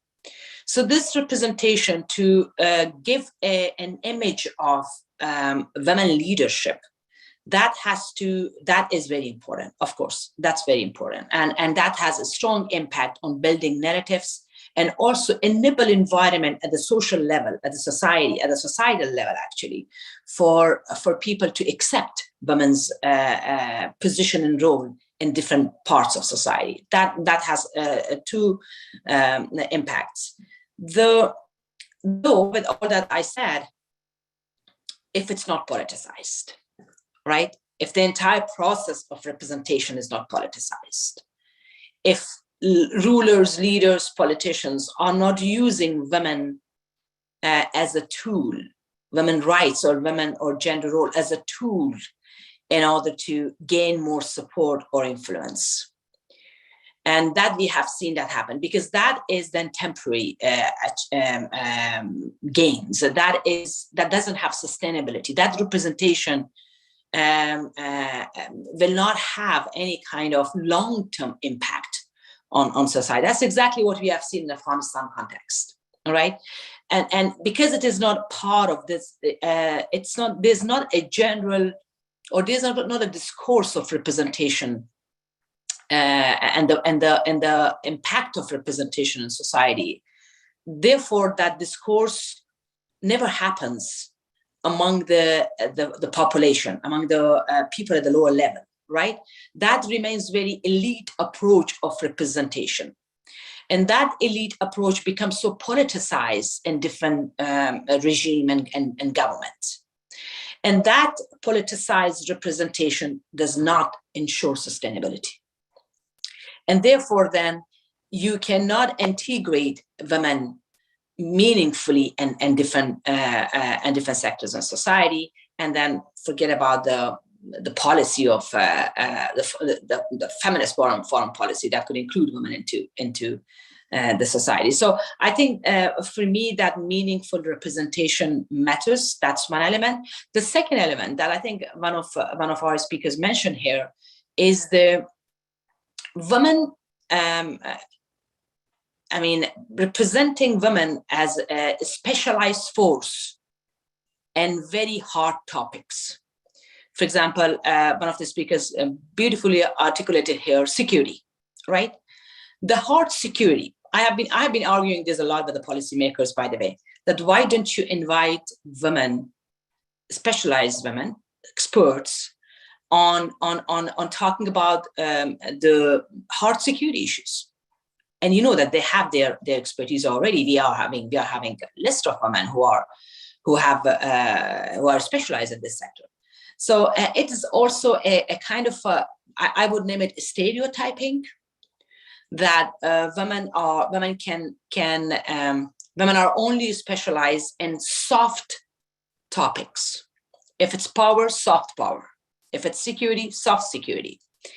If it's politics, human rights. Right? Beyond that, I mean, it's kind of a general perception created among even very high level scholars and high level organizations that let's invite men to tackle those hard topics or hard questions. So I think representation on all those hard issues, that's important. So that has two ways to go. One is really to create more space. It could be specialized degrees, it could be skills, it could be enabling more conditions, job opportunities for women to step in more, or other positions that generally it is perceived that they are not for women. So that is one of the approach in order to tackle this issue and address this issue. On the other hand, to invite really more women, I mean, the representation again, which we are highlighting, invite more women to address these hard topics that are really confined to the men area of expertise. So I think this part we have also seen in Afghanistan, because whenever from last, at least if we even call last 20 years, which we are naming it as a glorious time for women's empowerment, a lot has been achieved and gained. Even during those last 20 years, women were asked to discuss issues related to women's rights, and not beyond that. Not about the Afghan security forces, not about the politics, not about the other hard topics, but really the soft topics that was expected to be explored by women, and that was also an issue which many Afghan scholars also highlighted when they were writing about it, that creates an image of women, confined women to a particular field. And again, I'm going back to the issue of inability and agency, that it undermines their agency and capabilities of going beyond the field that are kind of socially accepted for them.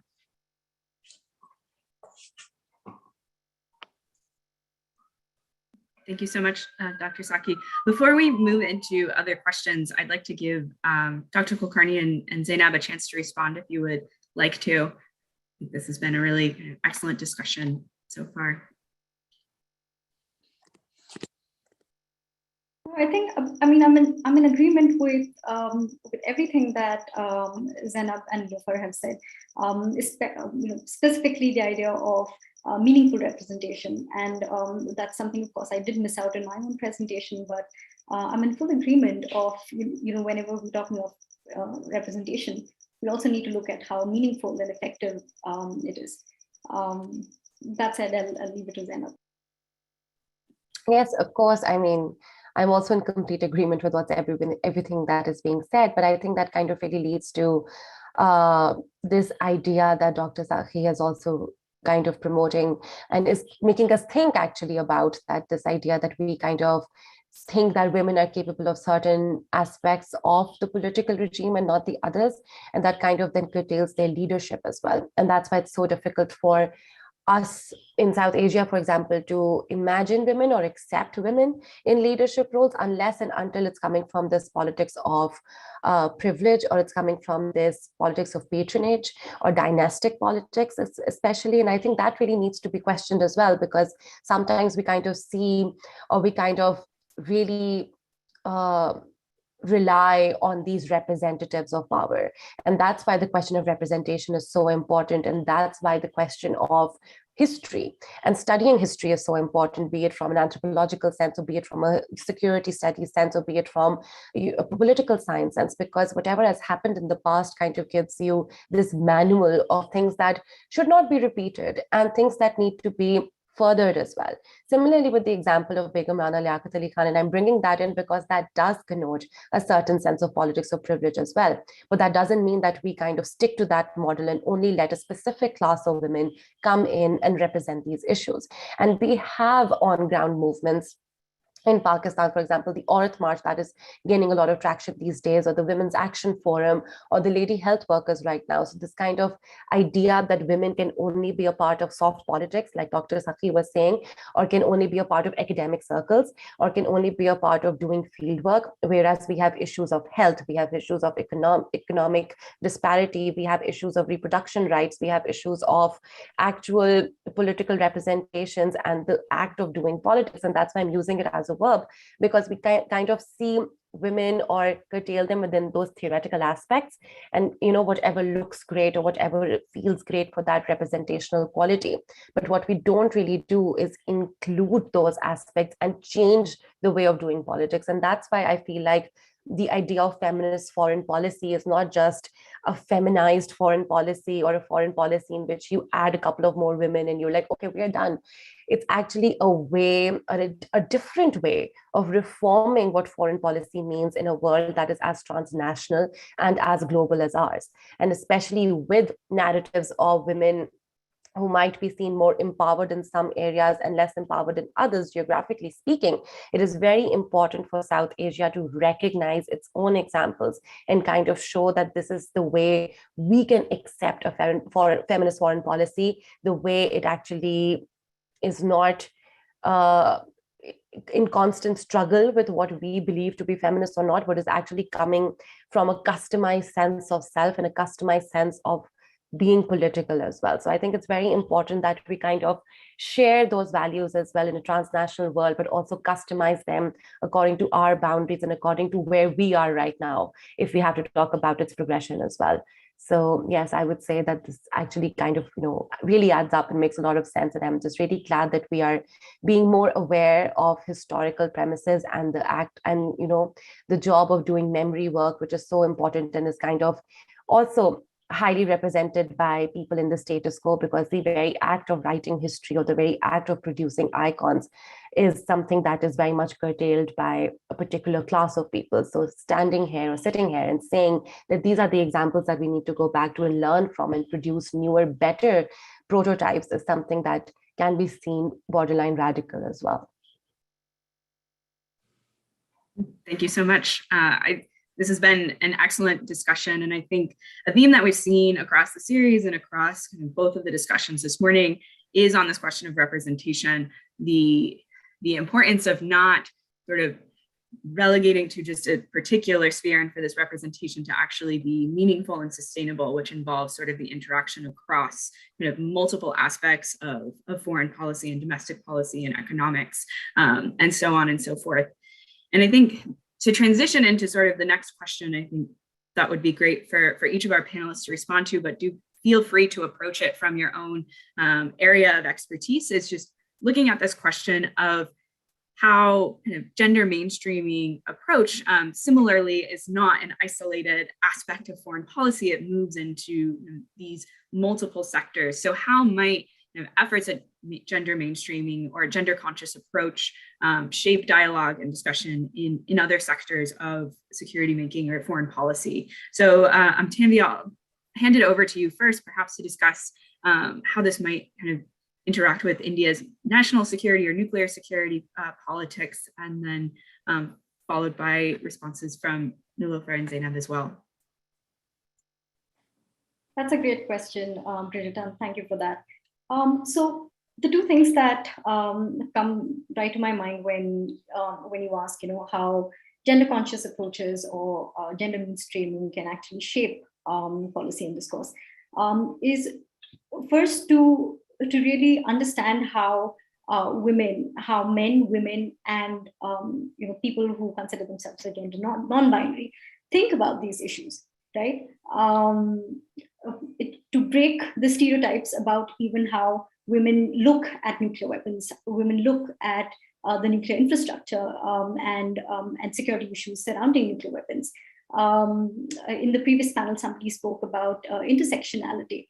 There's enough stereotyping already in places like India, where we sort of club all women together in terms of how they will think about nuclear weapons. So I feel gender mainstreaming is very important to understand that women look at these issues not simply from their identity of being women, but also from their identity as working in certain sectors, from their geographical location, from where they are in terms of the political hierarchy, social hierarchy, and all these different identities that women also have shapes the way they think about nuclear weapons and the security around nuclear weapons. The second thing that's important is to bring out data. And that is what we all work with, right? That is what governments work with when they make policies and when they make decisions. And especially data related to or gender disaggregated data or sex disaggregated data pertaining to nuclear weapons politics or nuclear weapons security is by and large missing, if not completely absent in countries like India, Pakistan, which have nuclear weapons. So just to understand about the impact of these weapons on women, to understand that when we're looking at gendered impacts, it could be different from what we understand as gendered outcomes or gendered consequences, right? Outcomes could be the immediate impact of, say, an incident happening. But impacts and consequences could be about, taboos. It could be about psychological effects. So for me, gender mainstreaming and gender approach is important also to bring out these kind of datas and intellectual and, like Zainab said, pedagogical engagement with security discourse, especially to do with nuclear weapons.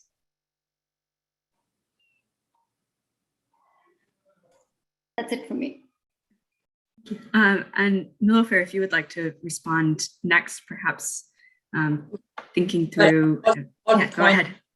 All the point that was mentioned, I completely agree with everything which has been said, and I completely believe in the gender mainstreaming. I think one of the major issue, at least talking from Afghanistan perspective, that we have seen in the policies, both the government policies of integrating women in different sectors, and also international communities policies, policy of engagement in this particular sector was it did not really take into account, a serious account, this mainstreaming issue. And that was, I think they tried. I witnessed many of those programs and policies. They tried, but there was shortcomings in all those programs. And therefore it did not again, my question of sustainability, which is in my mind, what policy should be launched in order to be sustainable. And with any regime change, especially in context of Afghanistan, we are talking from a different perspective. And there's a lot of rage right now with this particular, with overall what has happened with the recent collapse of the republic and the takeover of the Taliban, which this particular sector has been highly impacted and negatively impacted. I'm talking about the role of gender and the women's right in particular. So yes, gender mainstreaming, it matters a lot, but I think it should be there should be a coherent strategy and policy of engagement from everyone who want to develop a policy, because some of the issues that was highlighted before, I often see that they are just written on the papers as a policy memo or a policy direction, but in terms of implementation, that becomes really challenging. Why? Then they are, I think one of our speakers here mentioned, because they are kind of seen as an imposed policy or westernized policy, especially in terms of, if I talk about the South Asia overall, that's considered kind of a Western feminist foreign policy, which has which lacks practicality, or which is difficult to operationalize in those contexts. So I think I'll go back to the previous point: customizing, mainstreaming itself is important. At what level that mainstreaming should happen, how to happen, those are all that has to be further break down after policies develop. So there's a lot of, I think, practicality issues that the policies, the feminist foreign policy in South Asia has to tackle, especially in terms of in terms of implementation of those policies.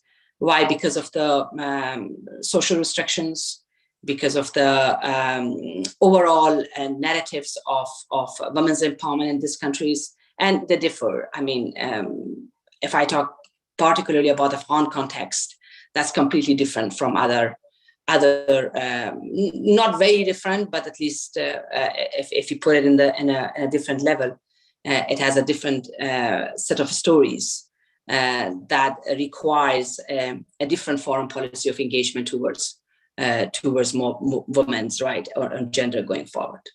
I stop here. And Zainab, over to you. I also completely agree with what is being said, and I feel like that I, having dabbled in a bit of development sector work as well, I'm not super on board with just throwing the word mainstream, because I think it has been reduced to a buzzword as well. And I feel like right now we need to focus more on consciousness raising, and that is something that cannot be done without historical perspectives and pedagogical intervention. So what I mean to say is that we need to educate first, that this is our problem, this is our solution, and this is how they both can communicate to each other, rather than just organizing workshops that I see keep on happening and regurgitating the same models where no one's paying attention, no one really understands what's happening, and kind of having this high jargon as well that no one bothers to translate as well. And I feel like that's why in the South Asian context, gender mainstreaming is so much more critical and so much more essential than any other context, because just talking about or breaking things into smaller blocks, what is foreign policy? Why is it important for a country like Pakistan, for example? How can women change it or make it better? What is that said change, and how exactly can it be brought about? And what is the history of such practices, and how exactly can we learn from those historical practices as well? And I feel like it is so important to go beyond the model that is just, like I said before as well, copy pasted. And it is so essential to have this idea of consciousness raising, talking to people, mobilizing things without having this condescension as well, that this is how underdeveloped our areas are, or this is how negligent and ignorant we are about these high ideals as well. It is actually about breaking things into smaller blocks and really deconstructing the ideas that we are talking about right now, so that they're more palatable and more understandable. Because what we sometimes don't understand, even though it has been said many times here in this forum, that women are not a homogenous group. You go back to Pakistan and you say that, oh, we need a feminist foreign policy, or we need something of this sort. Many women would be like that, no, I think we're okay. Or what exactly does that mean? Or how exactly should we go about it? Or why can't we just have this division of labor, which is comfortable to us? And that's why consciousness raising is so important, to break those hegemonic ideals, because like Dr. Sakhi said as well, and Dr. Kulkarni said as well, that these ideas are very much conditioned and inculcated in us because of this distancing from historical perspectives, because from these radical pasts that we have enjoyed, because we don't really come from historical contexts that have always been peaceful. We come from a lot of revolutionary rhetoric as well. And now we have completely silenced those aspects, and we treat them as dissent, and even as bad dissent that should be ignored, dissent that should be squashed immediately. And that's why many of the feminist movements, for example, in Pakistan, are also seen a part of that dissent, also seen as anti-state or as something that cannot work with the state.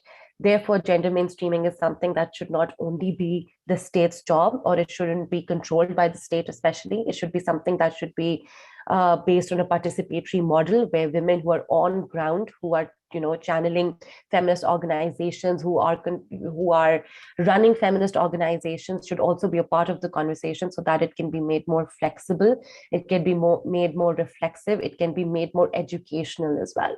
So I feel like gender mainstreaming is something that is so crucial, so essential, but it is done in a sense that completely misses the point. And that's why I feel like that there's a lot to go back to and rework and reframe. And that's something that is the need of the hour right now. But that's beautifully articulated here. Thank you. And one of the areas that I mean, we have been pushing a lot about the gender mainstreaming is that the social element that you mentioned. I think in Afghanistan context also, we have seen that, I mean, on paper, everything looks so great, but whenever those policies are coming on the ground for the implementation, there were lots and lots of issues, and that the success of those programs were always an issues. Now, the discourse element that's discussed here, I think that's important. In traditional societies, particularly looking at our region, I think the discourse element is significant, and that discourse should be about norms, values. That discourse shouldn't be only about the terms that are in the policies. That should be very simple and understandable to the people to understand. For example, as beautifully highlighted here, you bring a policy, you launch a policy of engagement and integration of women in different sectors, fine. But when women themselves, they try to oppose that policy. And we have seen that there are women who just say that, well, it's not convenient for us, right? So why? Because they believe in whatever role they have, and that belief came as was highlighted. It came from the history. It came from the narratives that their forefathers has given them. It came from the family, culture, norms, and values that they have been following and currently follow. So there are so many other social elements that actually doesn't allow women to believe that they can go beyond what is already given to them in society. So therefore, I think the policies of engagement, if it's foreign policy or any other political direction that the countries are allocating for inclusion of women in defense sector, that should have two elements. One is the policy itself. Another, enable the condition for implementation of that policy. And to enable that condition, I think in our context, at least looking at the South Asia, that all of us have this social domestic restrictions. I think the discourse is an important element to not normalize what is already being normalized there by the history, to break the barriers by actually thinking women and men beyond the boxes that has been given to them by the history, by their forefathers, by the society, by the norms and values and interpretation of different forms of religion society imposed on them. So the discourse is important, and that discourse will allow social transformation, and that social transformation will allow the policies, implementation of those policies. Otherwise, at least in the context that I worked mostly, I have seen that most of the time these policies are not effective because of lack of enabling environments, and women themselves oppose those policies in certain contexts. I stop here. Thank you. And in the remaining time that we have, I would like to make sure we get to an audience question that's just come in, which I think Sharanaya also addressed earlier in the panel this morning. But the question is on how do these conversations sort of move into the question of raising other marginalized voices, in particular the LGBTQ community, in kind of following suit with the same kind of demand for treatment, recognition, and equality. And I'd like to just open that up to anyone on the panel to answer. I know that Tanvi and Zainab, you both discussed intersectionality as well in your pieces. Just to put out a point, I think that's such an important question that has been asked. And that's something that really keeps us in check as well when we're talking about policy making, because there's this certain trend of being woman-centered and woman-focused that I was trying to mention before as well. And I feel like it has to be simultaneous, because we cannot regurgitate the same model which says human rights first and then women's rights. Similarly, we cannot say women's rights first and then we can come to the LGBTQ question, because that is very much so regurgitating that same model of oppression and willful ignorance as well. It's just that we also need to acknowledge how complex it is to talk about these things in South Asia, especially in a country like Pakistan, which is not as progressive as one would want it to be, or is not open to discussions. But then again, I would like to bring the idea of A, history, and B, consciousness raising, because historically, if you go pre-partition or pre-colonialism, and that's where you really need to bring those very difficult truths as well, because the treatment of the LGBTQ community before colonialism and after colonialism has been different, because certain policies have been institutionalized in legality, and that's like a whole different debate. But then we have to kind of trace those historical trends which have alienated marginalized communities and then institutionalized that alienation as well. And now we are kind of fighting something that is written in a constitution or written as word of law. So that makes the fight or the struggle much more difficult than, the conversation about women, because apparently in the constitution, you say men and women are equal, even though socially they are not in any sense of the word. But you have that reliability of legality, which we don't have with the LGBT community, unfortunately. And that's why grassroots organizations, that's why on-ground work, that's why consciousness raising, where you talk to people without the sense of condescension or without the sense of imperialistic influences as well, where you're just talking about your own community. You're talking about the people you know, the people you're friends with, and the people who you know are capable of bringing change and progress into your idea of politics as well. And that's why I would say that consciousness raising coming from historical context is so important, because at first we need to mobilize people. We need to tell people that these are our problems and this is how we can solve them. That's why I'm not super reliant on always going back to the state for all solutions, because I feel like the counter public, for example, that Nancy Fraser talks about, that the kind of opportunities that we have in civil society first to integrate together and to form those communities, and then tell the state that this is what we want and this is the support that we want. So that's why I always feel like it is a collaborative relationship, rather than it having to be a top-down relationship where the state implements and everyone follows suit as well. And that's why I feel like transnational examples are so important, and this age of globalization helps us in being more reflexive and constantly checking ourselves as well, that we don't end up implementing those same patterns or same structures of oppression that we are trying to fight right now as well.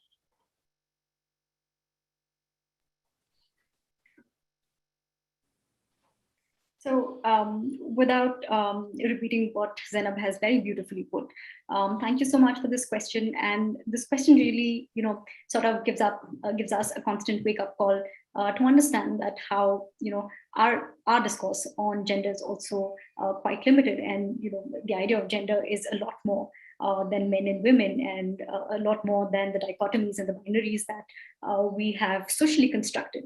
Right. So just to add one point to what Zainab said is, I think the point is really for us to understand how security discourses affect identities, right? How identities of people, whether they be gender identities or sexual identities, are impacted by security. And that is the starting point. And I completely agree with Zainab, and therefore exchanging notes with what's happening around the world, what's happening in communities that are outside your own, in marginalized communities that do not belong to your geographical space is so important. Thank you so much. We are reaching the end of our time here. There have been fantastic questions, and I apologize if we were not able to get to each of the audience questions, but I would like to just extend thanks to our panel this morning for just really fantastic, enriching conversations, and do encourage everyone joining from the audience to read the series that has been published so far and keep following SAV for the upcoming articles in the coming weeks that'll further some of these topics that we've been discussing today. With that, I will turn it over to my colleague Akriti Vasudeva for ending notes and remarks. Thank you so much, Brigida, and thank you so much to Dr. Saki, Dr. Kulkarni, and Zainab Najib for that really inspiring conversation. I mean, I think I've just been sitting here scribbling a lot of notes on how many of the challenges are similar across our countries, whether that is about the politicization of representation, whether that's the role of the distortion of history and iconic roles of women. And I just hope that, as inspired as I have been just hearing your research, your scholarship and experiences here, I hope that, that contributes to the gender consciousness that we're trying to raise with this event, with this series, with these pieces. So I really hope that the audience is, tuning in, listening in, and you will actually go and read the essays that all of our panelists have written on South Asian voices. But now I'm really delighted to invite to speak on our panel Ambassador Nahida Shoban, who is currently serving as the ambassador of Bangladesh to Jordan. And she is actually the first woman Bangladeshi ambassador to the Middle East. And so she's a really inspiring voice. And if you've noticed, we haven't heard the Bangladeshi experience so far. We've been talking about other countries in the region so far. So I think Ambassador Sobhan will speak a little bit generally and broadly to the importance of, including women and minorities in the policymaking and decision-making spaces in South Asia, but we'll, talk about her experience as a diplomat representing, Bangladesh and some examples of Bangladesh's progress or challenges that it may be facing. So Ambassador Sobhan, if over to you for your remarks. And thank you so much again for joining this session. We're really honored to have you. Thank you very much, Kriti. A very good evening from Amman, Jordan, to all of you. Currently, I'm traveling by car, so I'm speaking from a car. So the internet connection may get interrupted from time to time, so please bear with me. I was busy a little bit the whole day, so I join you earlier, but I had the opportunity to listen to the last part of the conversation of the panelists, and I understand that it has been a very rich discussion, and some of the things being discussed are quite interesting, a little bit more than what we usually talk about, and that is quite enlightening for me as well. I'll just try to pick on some of the things that were being discussed. I think one very important point that has been mentioned is the effective participation or effective representation. We talk about numbers of this, like this percentage of women in this organization or in the government, or this percentage of women in education, girls in education, I know that, and girls in STEM as well. But we need to really talk about the effective participation or the effective representation. And for that, I think this is something for which everybody needs to be a bit responsible. And also every sector needs to be thinking in a more comprehensive way. Like when we talk about NGOs or civil society talking about women's inclusion, and also rights, participation, and equality, we only more focus on the rights issues. I think we need to think a little more deeper, like how many women in math, or how many women in climate change talks, and how many women on security issues. I think this has been mentioned, and despite the fact that we have a very strong UN resolution, which we call the UN Security Council Resolution 1925, which has very strongly addressed the component of women's participation in security talks and in peace talks, and aftermath of the war talks, or policy-making areas that can prevent, the conflicts and the women in conflict situations. But there are not much of implementation of that. So it remains as a paper more ineffective. So that's where the question of being more effective comes in.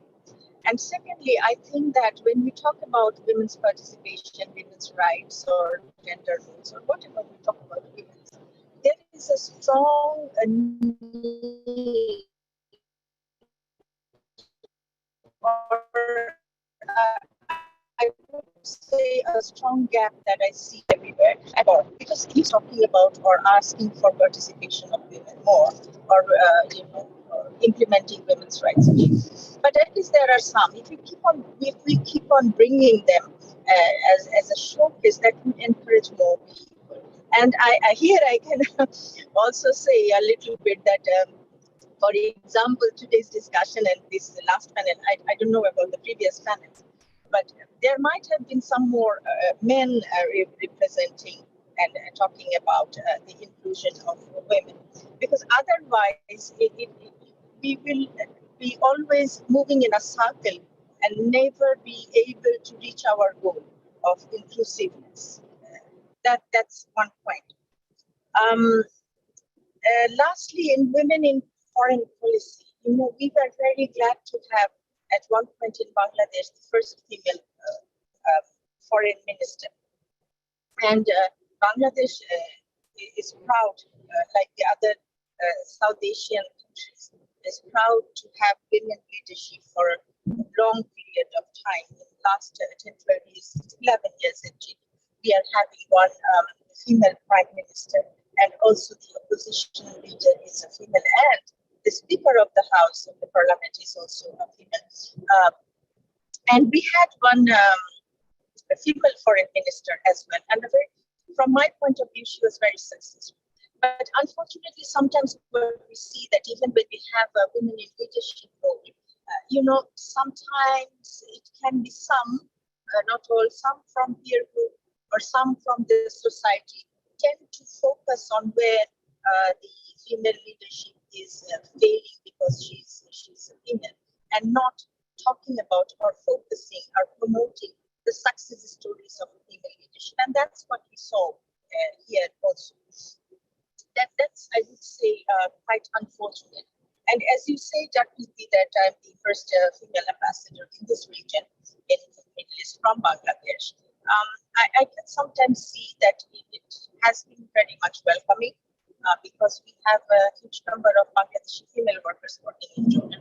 But also Jordan is a little more progressive in terms of women's empowerment and women's rights in this region as well.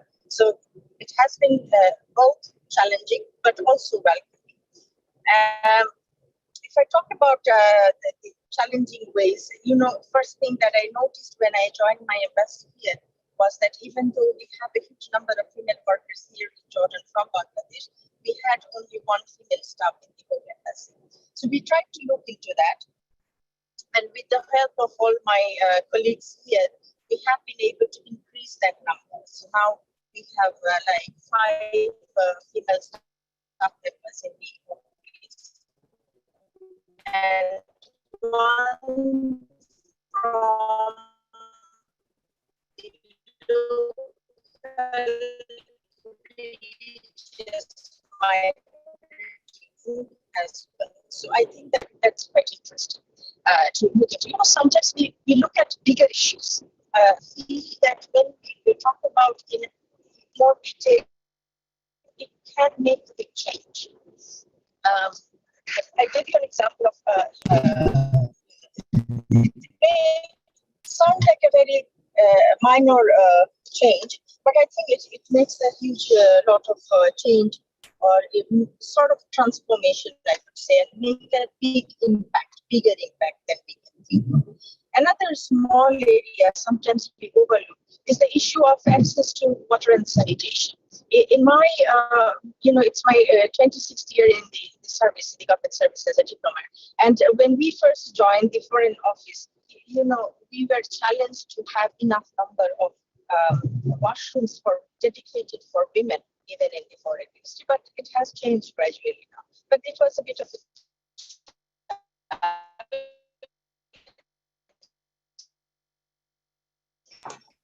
Ambassador Soban, you're cutting in and out a little bit. So if you're able to turn off your video, that might help with the sound.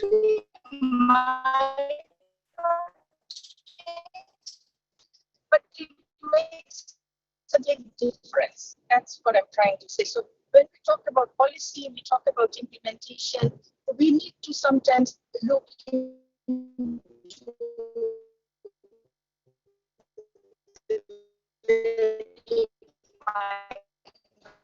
details of the. Okay, that's better for me. So I was talking about overall my.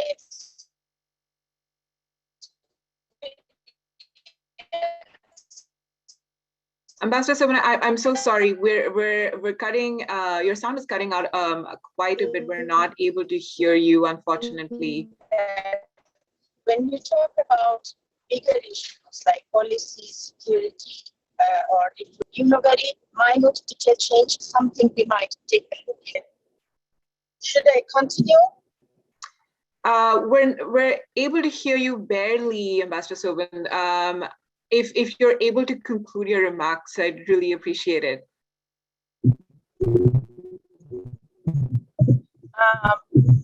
Should I continue now? Is it a bit clear? Yes, slightly, yes.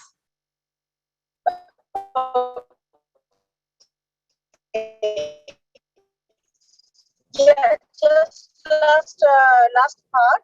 What I say is that basically foreign, even in a leadership in a foreign policy, in executing foreign policy, it is the basic policy of the whole government as part of the needs of the country. But when we have a look at a woman as a leadership role, that gives a better platform talking about inclusivity and the impact of women in a different way. So that is something that can make the change. And we can. Thank you so much, Ambassador Sobhan. Really appreciate your presence and your comments and your experience of being, a diplomat in the Middle East. Your experiences as, a woman, and also the examples from Bangladesh, and the importance I think you raised really of sanitation and the role of women in. It's quite difficult for you to listen to this. There's still some center for inviting me. I'm sorry. Okay, I think we are having some technical issues, but I do want to take a few moments to just sum up the conversation that we've had this morning, this virtual conference that had 2 panels, and of course, these special remarks by Ambassador Sobhan. So I just wanted to invite back Ambika Vishwanath from the Kubernetes Initiative to come up here with me and maybe just recap some of the conversations we've heard so far on gender mainstreaming in South Asia. And just thank you again to Ambassador Sobhan. I'm so sorry we had some technical issues at the end, but your points are well taken. Ambika? Thank you, Akriti. And firstly, I'd like to say thank you to all our panel members. They were amazing, and I will not do any sort of justice to any sort of summing up, given that I have now pages and pages of notes. But what I want to do is just highlight, I think, 3 things that really stood out for me, and the kind of research that we have going on right now at looking at more gender mainstreaming in India's foreign policy. And these 3 points really highlight the importance of not only this conversation in India, but to have this conversation from India with the region as well. And so one is that we need to integrate this movement from what's happening at the ground level and what's happening at 40,000 feet level. And I say 40,000 feet level is because I heard this phrase, which I thought was really very apt from somebody else a few days ago. And our panel members brought this up, is that these discussions oftentimes are very siloed in our air-conditioned rooms and offices, and amongst both men and women that have a certain sense of where they are coming from, a certain amount of privilege. So we do recognize that. And then there's a whole movement happening on the ground. And so it's very important that whatever we do going forward in this research, in these conversations, brings these two, bridges this gap and in the best possible way that we can. The other thing that I think really stood out for me, and I think it might have stood out for everyone else as well, is context. And when we started looking at what the feminist foreign policy means from Cooper 9 initiative and what it could mean for India, we were very cognizant of this as well, is that context is really important, and that the conversation happening in several countries around the world makes sense for their context, their history. And I really appreciate that Zainab brought up this question of history repeatedly, and their social structures and economic structures. And we need to bring it back to the context of what is happening today in South Asia, both as a region and in different countries as well. And I think that is really important. And so we need to talk about gender consciousness or mainstreaming, depending on what kind of approach we might want to look at and how we are approaching this in policy making. That's not just, saying, okay, feminist foreign policy, this is an approach and this is a tagline or a simple definition. And how do we apply it here? That's absolutely not the way we need to go about this. And I completely agree with all our panelists in that sense. And how do we change it to make it sense for South Asia, looking at the realities of what's happening here, whether we're talking about climate, whether we're talking about water and sanitation, as Ambassador Sobanla talked about, whether we're talking about nuclear policy, whether we're talking about regional policy and regional foreign policy and development cooperation, for example, or many other areas. And then the other point that I feel like really came up repeatedly, which has also come up repeatedly in our research, is this question of representation, and that we can't just add women and stir. That's not the way to go about it anymore. And I think we need to understand what representation means for each country, and how do we then overcome those barriers that some of them are very similar and some of them are very different, and whether that means through a quota system, whether that means through education and an awareness, whether that means a combination of both of these things, whether that means taking this conversation again, out of that 40,000 level and bringing it and merging it with the ground level. However we might want to look at it, I think that question of what is representation? What does it mean? How can we bring that into that larger space is really important. I have many pages of notes, but I feel like I will stop there. And I want to thank everyone, especially all our panel members and Akriti from the Stimson Center and Brigida and the rest of the team from there as well, in that our research at Cooper 9 Initiative is greatly enhanced by this conversation this evening. And I know Akriti said this morning, but it's evening here in South Asia. And we will definitely take a lot of what we've heard today and from all the pieces that everybody's written into how we may enhance this research going forward. And you can follow some of our work on Twitter. We are at Cooper9, and as well, a lot of our work is on our website. That's cooper9initiative.com. And please feel free to reach out to us if you have any questions or comments or suggestions of how we could make our research better going forward. Thank you very much. Thank you so much, Ambika, for that excellent summary. And I think it has been extremely, intellectually satisfying for us to partner with Cooper9 on this initiative, but also really inspiring to hear, the research and scholarship and experiences, like I was saying. Just to add to, what you already mentioned, I think what also struck me was some comments and conversation we heard about how asking for rights can be seen as dissent that must be quashed, and, sort of the disproportionate impact on women and marginalized groups when that happens. So I think that's really important to consider, especially, in the context of Afghanistan, but obviously other countries in the region as well. This has really been a very comprehensive and interesting discussion. I want to thank all of our panelists, to the Cooper9 team, to the South Asian Voices team, and especially to Ambassador Naida Shoban for her time and for her insights. I also want to apologize for any technical challenges that we had throughout this session this morning/evening. That's what happens when you're trying to plan a conference across continents. So for all of you that stuck around till the end, thank you so much for doing that. So the video of this discussion will be posted on South Asian Voices, so please look out for that. And like I said, the pieces from this series are going to be available on South Asian Voices, which will feature perspectives from each country in the subcontinent on the application of a gender consciousness approach to peace, security, diplomacy, economics, environment, and other fields. Please do follow South Asian Voices on Twitter @SA Voices.